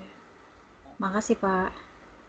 Tentunya di situ ada deklarasi, ada close input, ada proses, dan ada output. Boleh. Oke, terima kasih, Pak. Ya. Oke. Baik, ada lagi yang lain, silahkan. Saya buka dulu materi, masih ada enggak? Oh, ini masih ada satu ya. Dari ke-7 ya. Ada waktu sedikit ya. Jadi sebenarnya ini kalau kita ngoding itu sebenarnya makin banyak bug-nya, sebenarnya makin penasaran. Nah, ini mungkin ini materi yang nggak lumayan inti ya. Nanti kita review lagi di minggu apa ya, web berikutnya nanti. Oke. Nah, di sini mungkin kita mereview tadi, kita toolsnya menggunakan apa ya, Java ya. Nah, di sini di sini ada tipe data, mungkin tadi sempat dijawab, ditanyakan ya. Jadi di sini ada tipe data, ada variabel. Saya ulangi lagi. Variabel itu adalah wadah atau tempat untuk menampung data. Kalau saya istilahnya itu adalah ember tadi. Tipe data di dalam ember itu yang boleh masuk itu pasir, air, batu, dan sebagainya.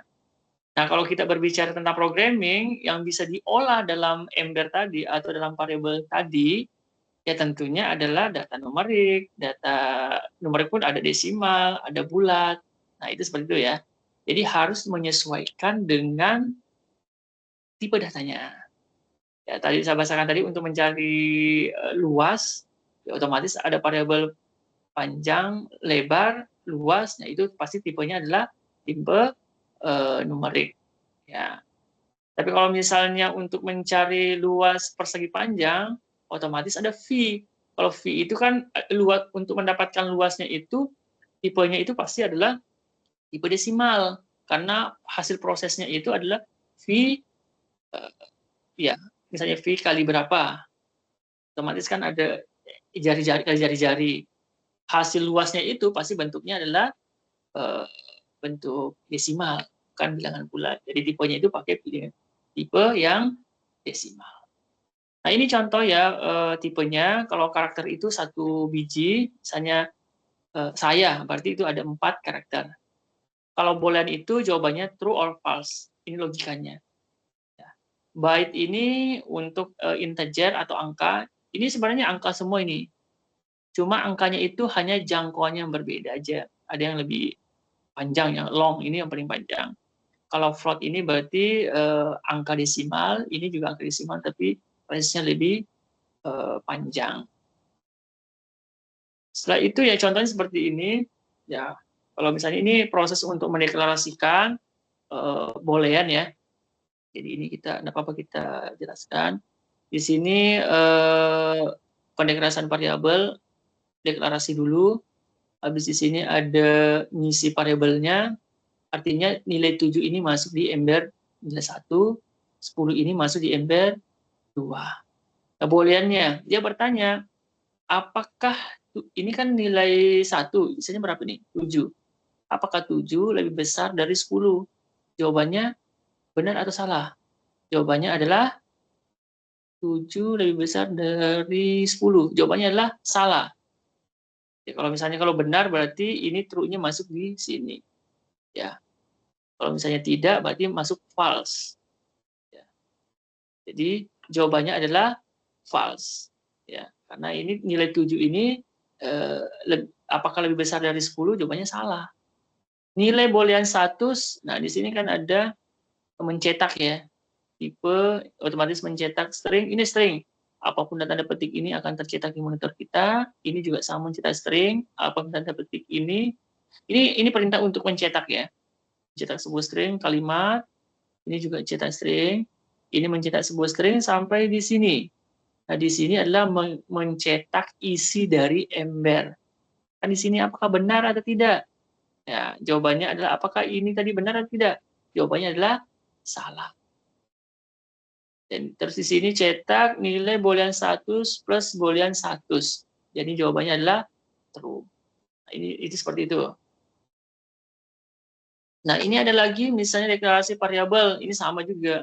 Ini namanya assignment sih bahasanya. Isinya ini masuk ke ember sini, kebetulan tipenya adalah karakter semua. Ini jadi ember ini bukan ini variabel, ini adalah tipe datanya. Tapi isinya ini masuk ke sini, isinya ini masuk ke sini, isinya ini masuk ke sini. Ini sebenarnya tabulasi sih untuk selesai ini tab. Ya. Ini mencetak string sampai di sini, mencetak juga string sampai di sini. Ini perintah mencetak juga sampai di sini. Char 1 ini isinya apa? Adalah A. Char 2 ini isinya adalah yang ini. Ini kebetulan hanya simbol sama dengan ya. Tanya. Kalau ini untuk mencetak A, mencetak A karakter 3 plus B. AB berarti.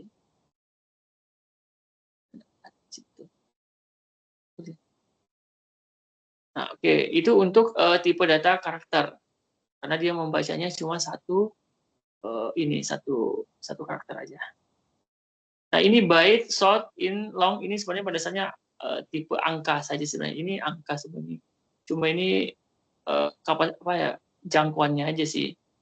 Jadi ini masuk ke sini, ini masuk ke ini masuk ke sini, ini masuk ke sini. Ini mencetak isi. Jadi di sini ini adalah isi embernya. Jadi kenapa di sini kok tercetaknya? Ini kan outputnya nih. Kenapa ini 50 tercetak di sini? Ini kan tipe byte tercetak sampai sini.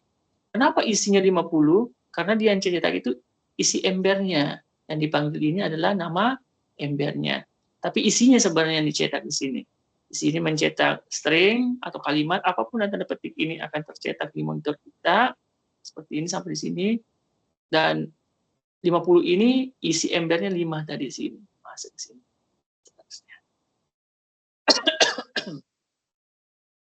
Seperti itu ya. Ini agak sedikit serius. Nah, seperti ini juga sama untuk real. Real ini berarti hanya desimal sih. Ya, untuk desimal, jadi tipenya float, ini double, ini desimal. Cuma jangkauannya saja yang berbeda. Di sini mencetak sampai di sini kalimat, tanda petik ini mencetak kalimat, sampai di sini mencetak sampai ke sini. Nah, tipe float 1 ini berarti narik yang ini. Sedangkan isinya ini apa? Isi embernya. Jadi ini yang dipanggil adalah nama variabel atau embernya, tapi pada saat yang dipanggil di sini adalah isi embernya. Isi embernya yang ini.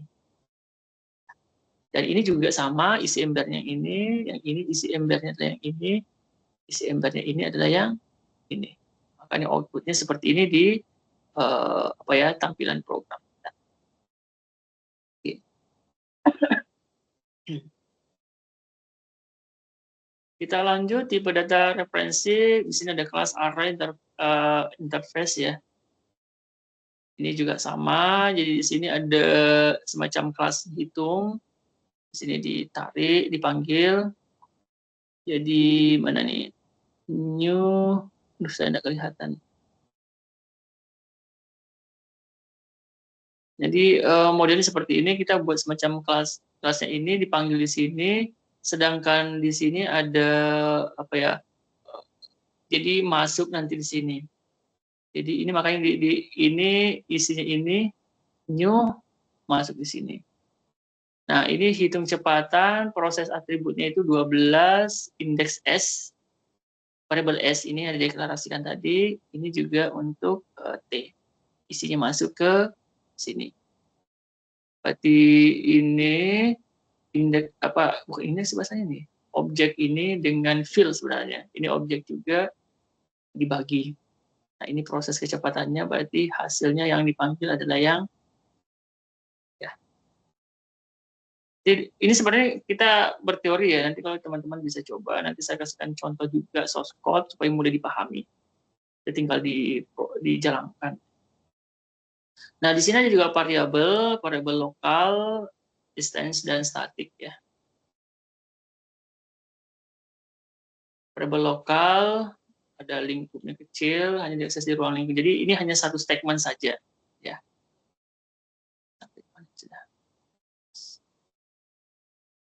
Kita akan dibaca juga materinya nanti ya.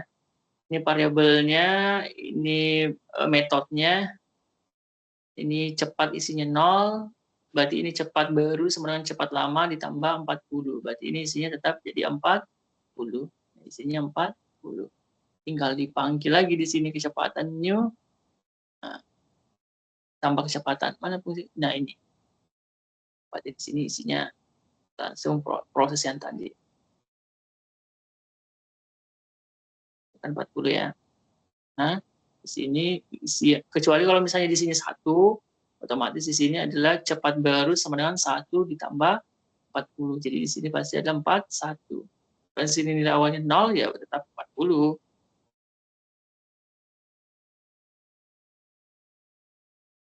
Ini juga sama, 40 cepat baru cetak. Ini tinggal di public new kecepatan. Ini kalian teman-teman bisa mencoba nanti ketika sudah ini, tapi filenya nanti dibuat ya menggunakan kelas kecepatan. Karena kalau beda biasanya tidak mau jalan. Ini variabel statik, ada variabel statiknya. Ini juga sama. Ini ada variabelnya di sini. Beda, jenis beda. Ini masuk di dalam sini, 4 ini masuk dalam variabel ini. Nah, isinya ini apa? Ini sepeda isinya ini. Sama ya, berarti gunung.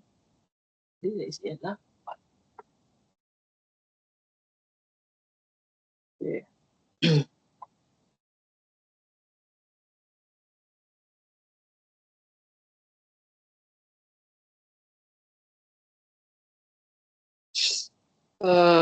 Masih ada satu materi lagi.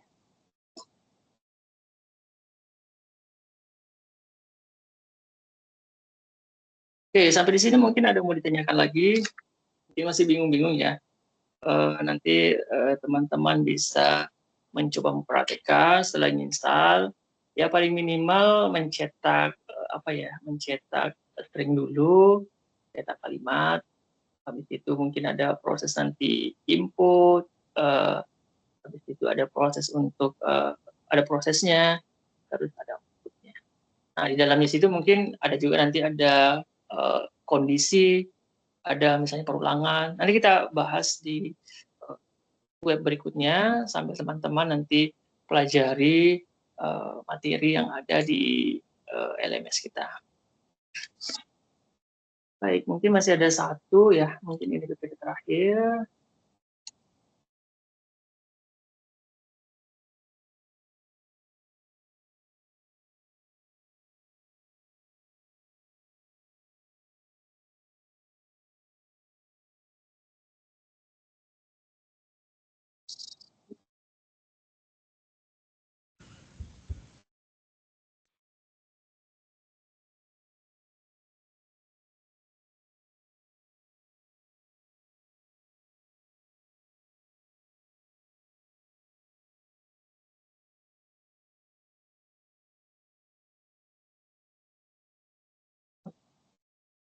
Nah, ini materi pengayaan lagi, mungkin sebagai pembanding dari materi yang sudah ada, ini berarti materi yang saya tambahkan. Jadi, mungkin ada beberapa tambahan materi yang saya masukkan sebagai bahan tambahan teman-teman supaya bisa menjadi memahami ya. Bentar, saya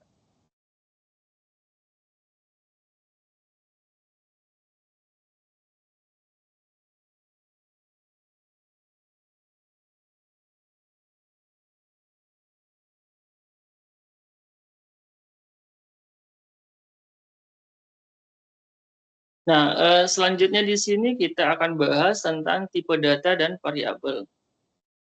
Ya,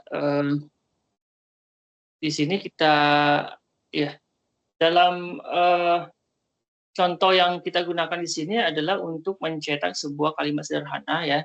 Nanti teman-teman bisa menyimpan filenya dengan nama kelas hello world ya .java ya.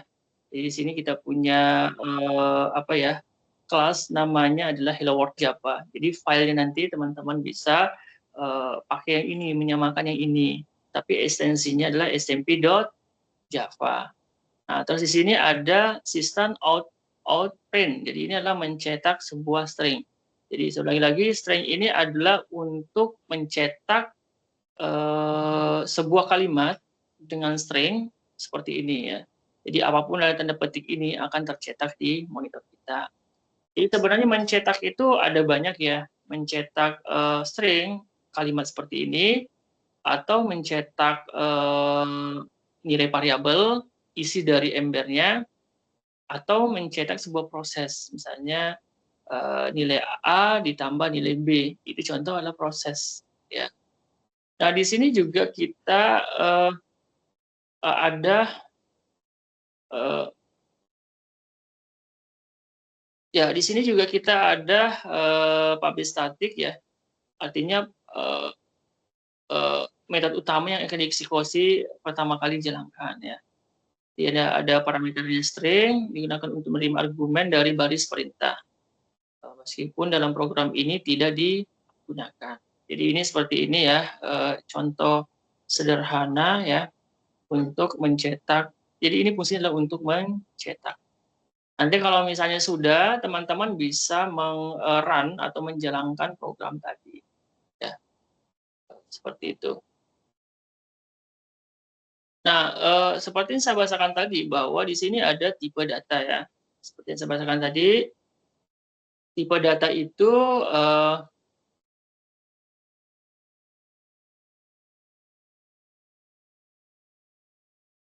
ini adalah tipe data ya. Ya, tipe data yang di sini seperti sudah disebutkan tadi, bahwa ada tipe data yang numerik, ada tipe string, ada boolean.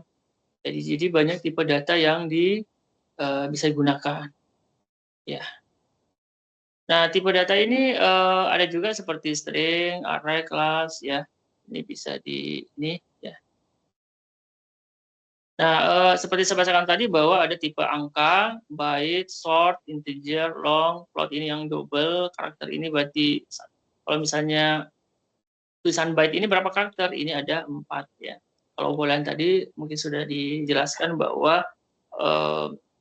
tipenya adalah true or false. Ada tipe bukan primitif, di sini ada string, array, class, interface, object ya. Bisa ini perbedaannya ya. Jadi teman-teman bisa baca ini tipe data primitif dan bukan primitif ya. Jadi ini mungkin seperti ini. Teman-teman bisa cek lagi ya.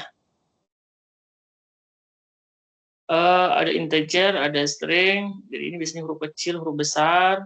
Ini biasanya depan ya. Integer ini berarti ada yang mengkonversi. Ada integer itu berarti angka sebenarnya.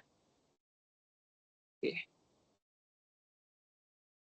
Nah, seperti misalkan tadi kita mendeklarasikan variabel umur age dengan tipenya integer.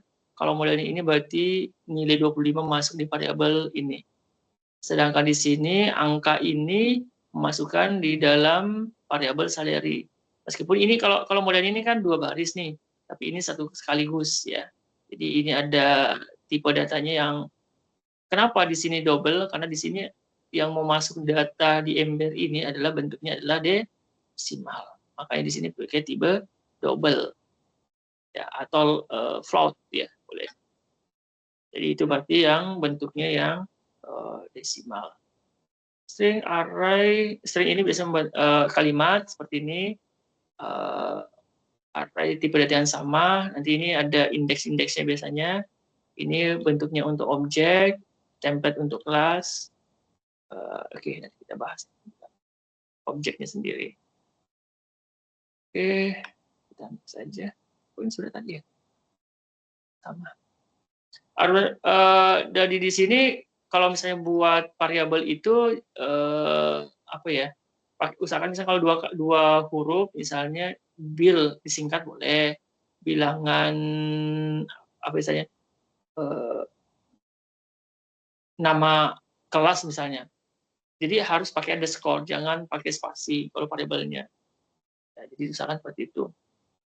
Tidak menggunakan angka di awal, case sensitif. Jadi kalau misalnya huruf besar, huruf kecil ini sesuatu yang berbeda.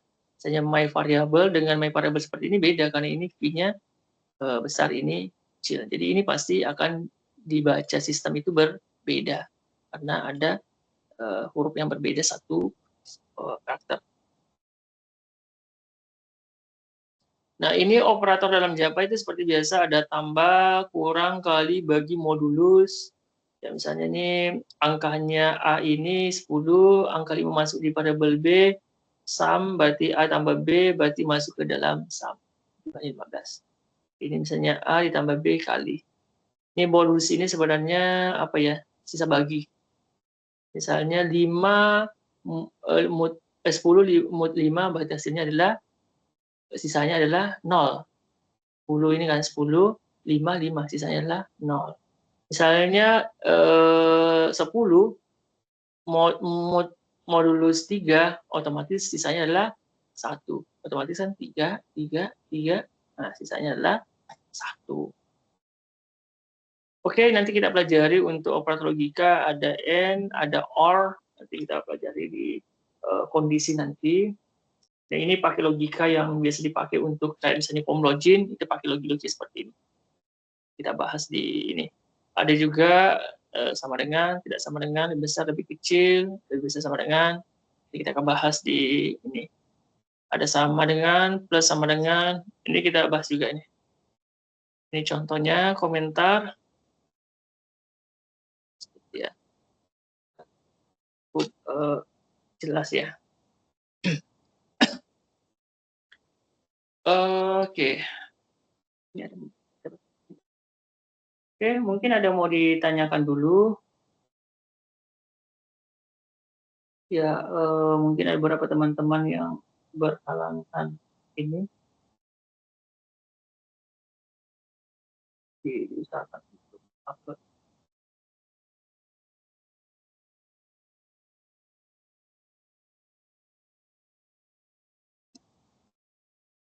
Untuk ini, adakah saran spesifik tools atau fitur Discord yang paling krusial untuk dibuat agar bisa maksimalkan jawab utama bagi paham?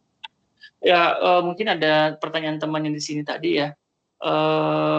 Sebenarnya Visual Studio Code ini hanya text editor saja, jadi tempat kita untuk ngoding. Jadi paling ya kita jadi ini hanya untuk apa ya, menulis coding ya. Jadi sebenarnya ada juga orang pakai yang namanya NetBeans ya. Ada juga orang pakai. Jadi ini hanya GUI-nya untuk ngoding kita.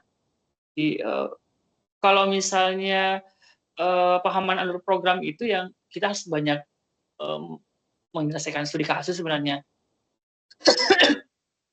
Kita harus menyelesaikan kasus-kasus yang beberapa contoh studi kasus, misalnya mencetak luas, mencetak misalnya bilangan ganjil, bilangan genap, dan di dalamnya itu pasti ada logika-logika, misalnya ada perulangan, ada kondisi, dan lain-lain. Jadi kita apa ya? Jadi Visual Code ini hanya apa ya? Text editor untuk buat ngoding. Tapi kalau misalnya Java untuk versi pakai GUI tampilan itu pakai biasanya NetBeans.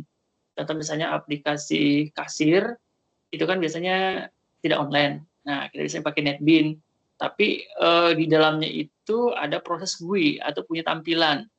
Kalau di Java yang kita pelajari sekarang untuk algoritma itu untuk melatih logik. Ya. Oke, ada lagi mau ditanyakan? Silakan.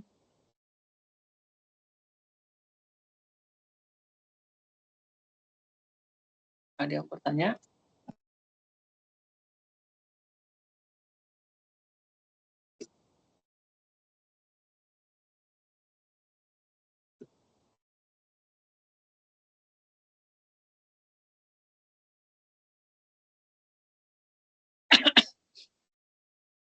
Oke, mungkin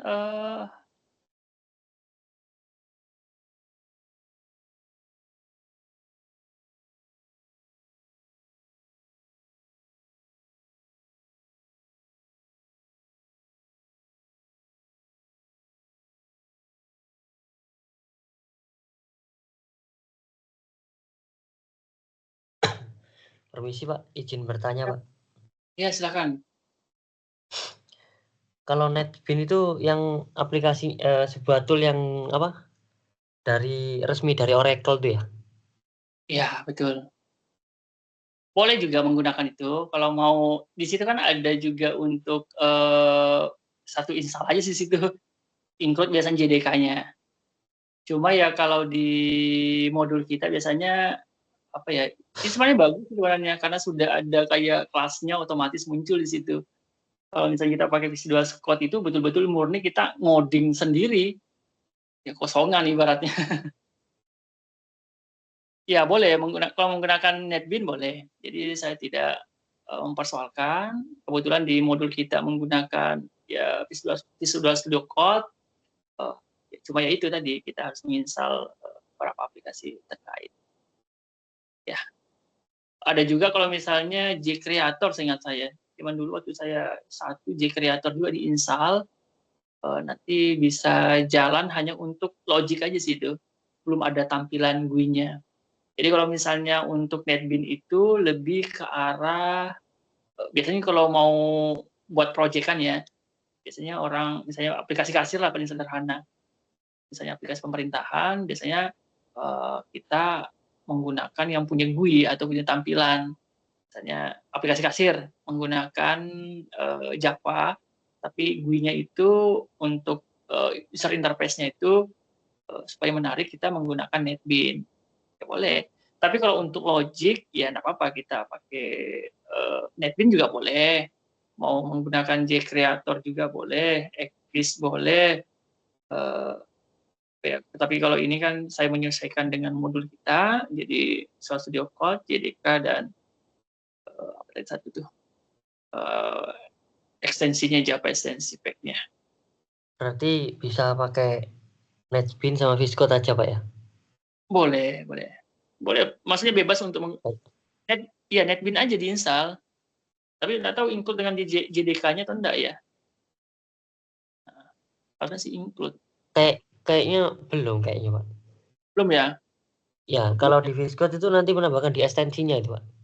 Iya, betul. Bebas aja sih tools-nya mau menggunakan NetBeans juga boleh, nggak apa-apa. Oke, ada lagi yang lain? Baik Pak, terima kasih Pak. Ya, mungkin ada teman-teman yang lain boleh. Ya. Jadi intinya untuk mata kuliah kita ini sebenarnya melatih logik sebenarnya. Mungkin ya sama kayak dulu waktu saya ngajar di kelas itu, biasanya banyak yang orang profesional. Kok Bapak menggunakan pakai ini? Ya nggak apa-apa, karena kita mengikuti CPL, capaian pembelajaran mata kuliah, perkuliahannya. Jadi kita mengikuti RPS atau materi yang diberikan. Ya, supaya seragam. Karena kalau misalnya tapi kalau sudah punya pemahaman, iya, ada masalah sih. Cuma kita kan penyeragaman saja. Oke, ada lagi? Ya, silakan. Kalau yang teman-teman belum familiar dengan tools yang lain, ini. Atau bisa cari-cari di YouTube juga boleh ya. Jadi teman-teman bisa menginstal aplikasi pakai NetBeans. Kalau beberapa dosen itu kan harus begini, harus ini. Bagi saya sih enggak mesti, karena pada dasarnya kan sama ya. Jadi apapun toolsnya, logikanya, kalau orang kan cara buat program ada yang panjang, ada yang pendek. Jadi sebenarnya tidak ada yang salah, benar semua ya. Jadi ada logiknya agak panjang, ada yang pendek, ada yang praktis, ya tidak ada masalah. Jadi sama-sama kita akan menghasilkan output. Ya, cuma yang mungkin kalau level expert itu ya tentunya ya mereka pasti dari sisi efisiensi performa sistem. Ya. Baik, ada lagi mau ditanyakan? Silakan.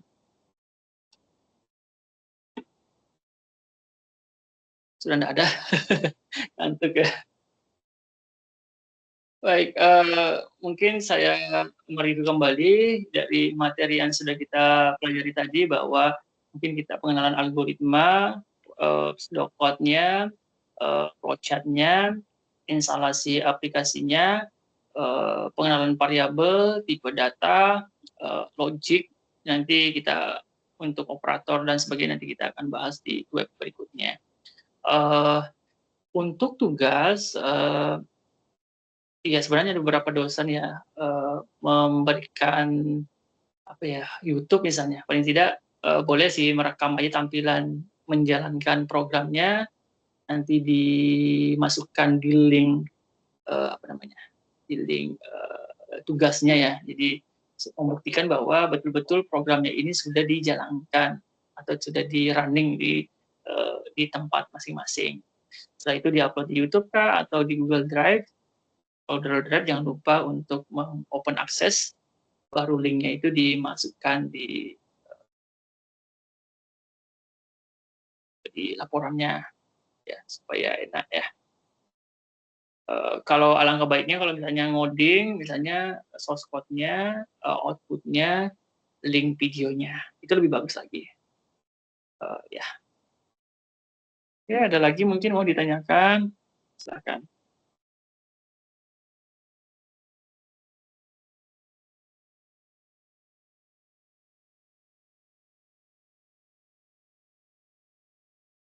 Oke, kalau tidak ada mungkin untuk perkuliahan kita pada kali ini mungkin kita akan akhiri ya. Saya ucapkan terima kasih banyak mungkin atas kesempatan rekan-rekan mahasiswa semuanya. Saya sangat senang ketika teman-teman ada yang bertanya, ada kendala. Jadi karena ini keterbatasan jadi kita bisa bertanya di forum diskusi, ataupun misalnya ada kendala, nanti kita sama-sama ngecek ya. Jadi tetap semangat untuk belajar ya. Jadi memang sih kalau keterbatasan kita ini ya susah untuk mengecek langsung. Kalau misalnya di kelas kita cenderung cek bug-nya ini kurang titik koma, ini kurang spasi, ini misalnya print menjadi print n, tulisnya print m, ya. Ada tanya tadi. Tanya.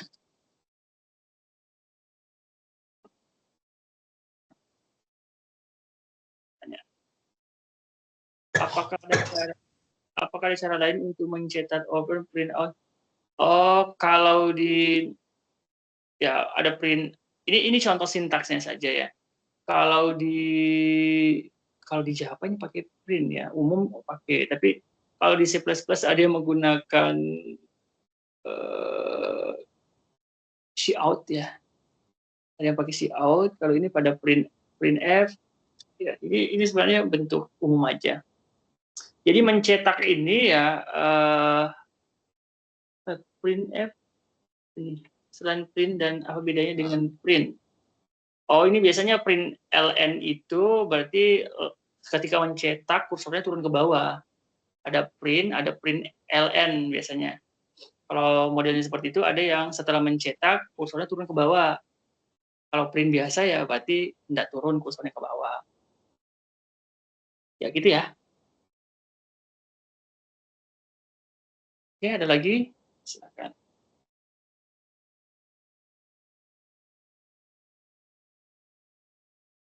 Oke. Bapak mau tanya, untuk tugas sesi 4, jadi tadi praktek tadi ya? Yang sesi berapa? Untuk tugas selanjutnya? Ya, praktek harusnya.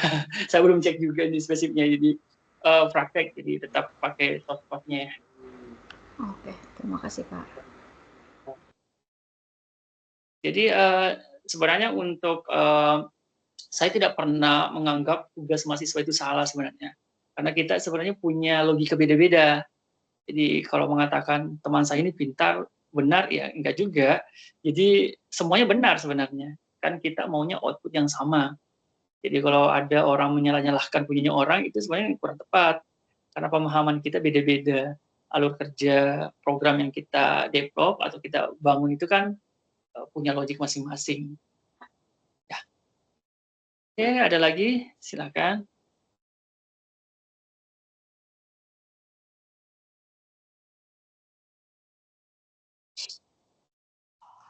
Permisi Pak, izin bertanya Pak. Untuk print line itu tadi, itu semacam kayak menampilkan teks lalu pindah ke baris yang baru gitu Pak ya? Iya betul. Ya. Oh, berarti kalau print biasa itu menampilkan teks tanpa pindah ke baris yang baru ya? Iya, kursornya turun ke bawah intinya. Oh ya, baik-baik Pak. Ya, Paham. mencetak baru turun ke bawah kursornya. Yang satunya tetap di samping. Tuh. Oke. Ya, terima kasih Pak. Baik ya. Baik, mungkin ini pertemuan kita pada malam hari ini mungkin dicukupkan ya, karena sepertinya waktunya sudah cukup larut dan sudah sampai ya. Baik, kalau tidak ada pertanyaan lagi, untuk pertulian kita pada malam hari ini kita akhiri cukup sekian. Saya ucapkan terima kasih banyak. Sekian. Assalamualaikum warahmatullahi wabarakatuh dan selamat malam. Waalaikumsalam, terima kasih Pak. Waalaikumsalam. Pak. Terima kasih Pak atas materinya Pak. Terima kasih Pak. Sehat semuanya. Iya, sehat selalu Pak.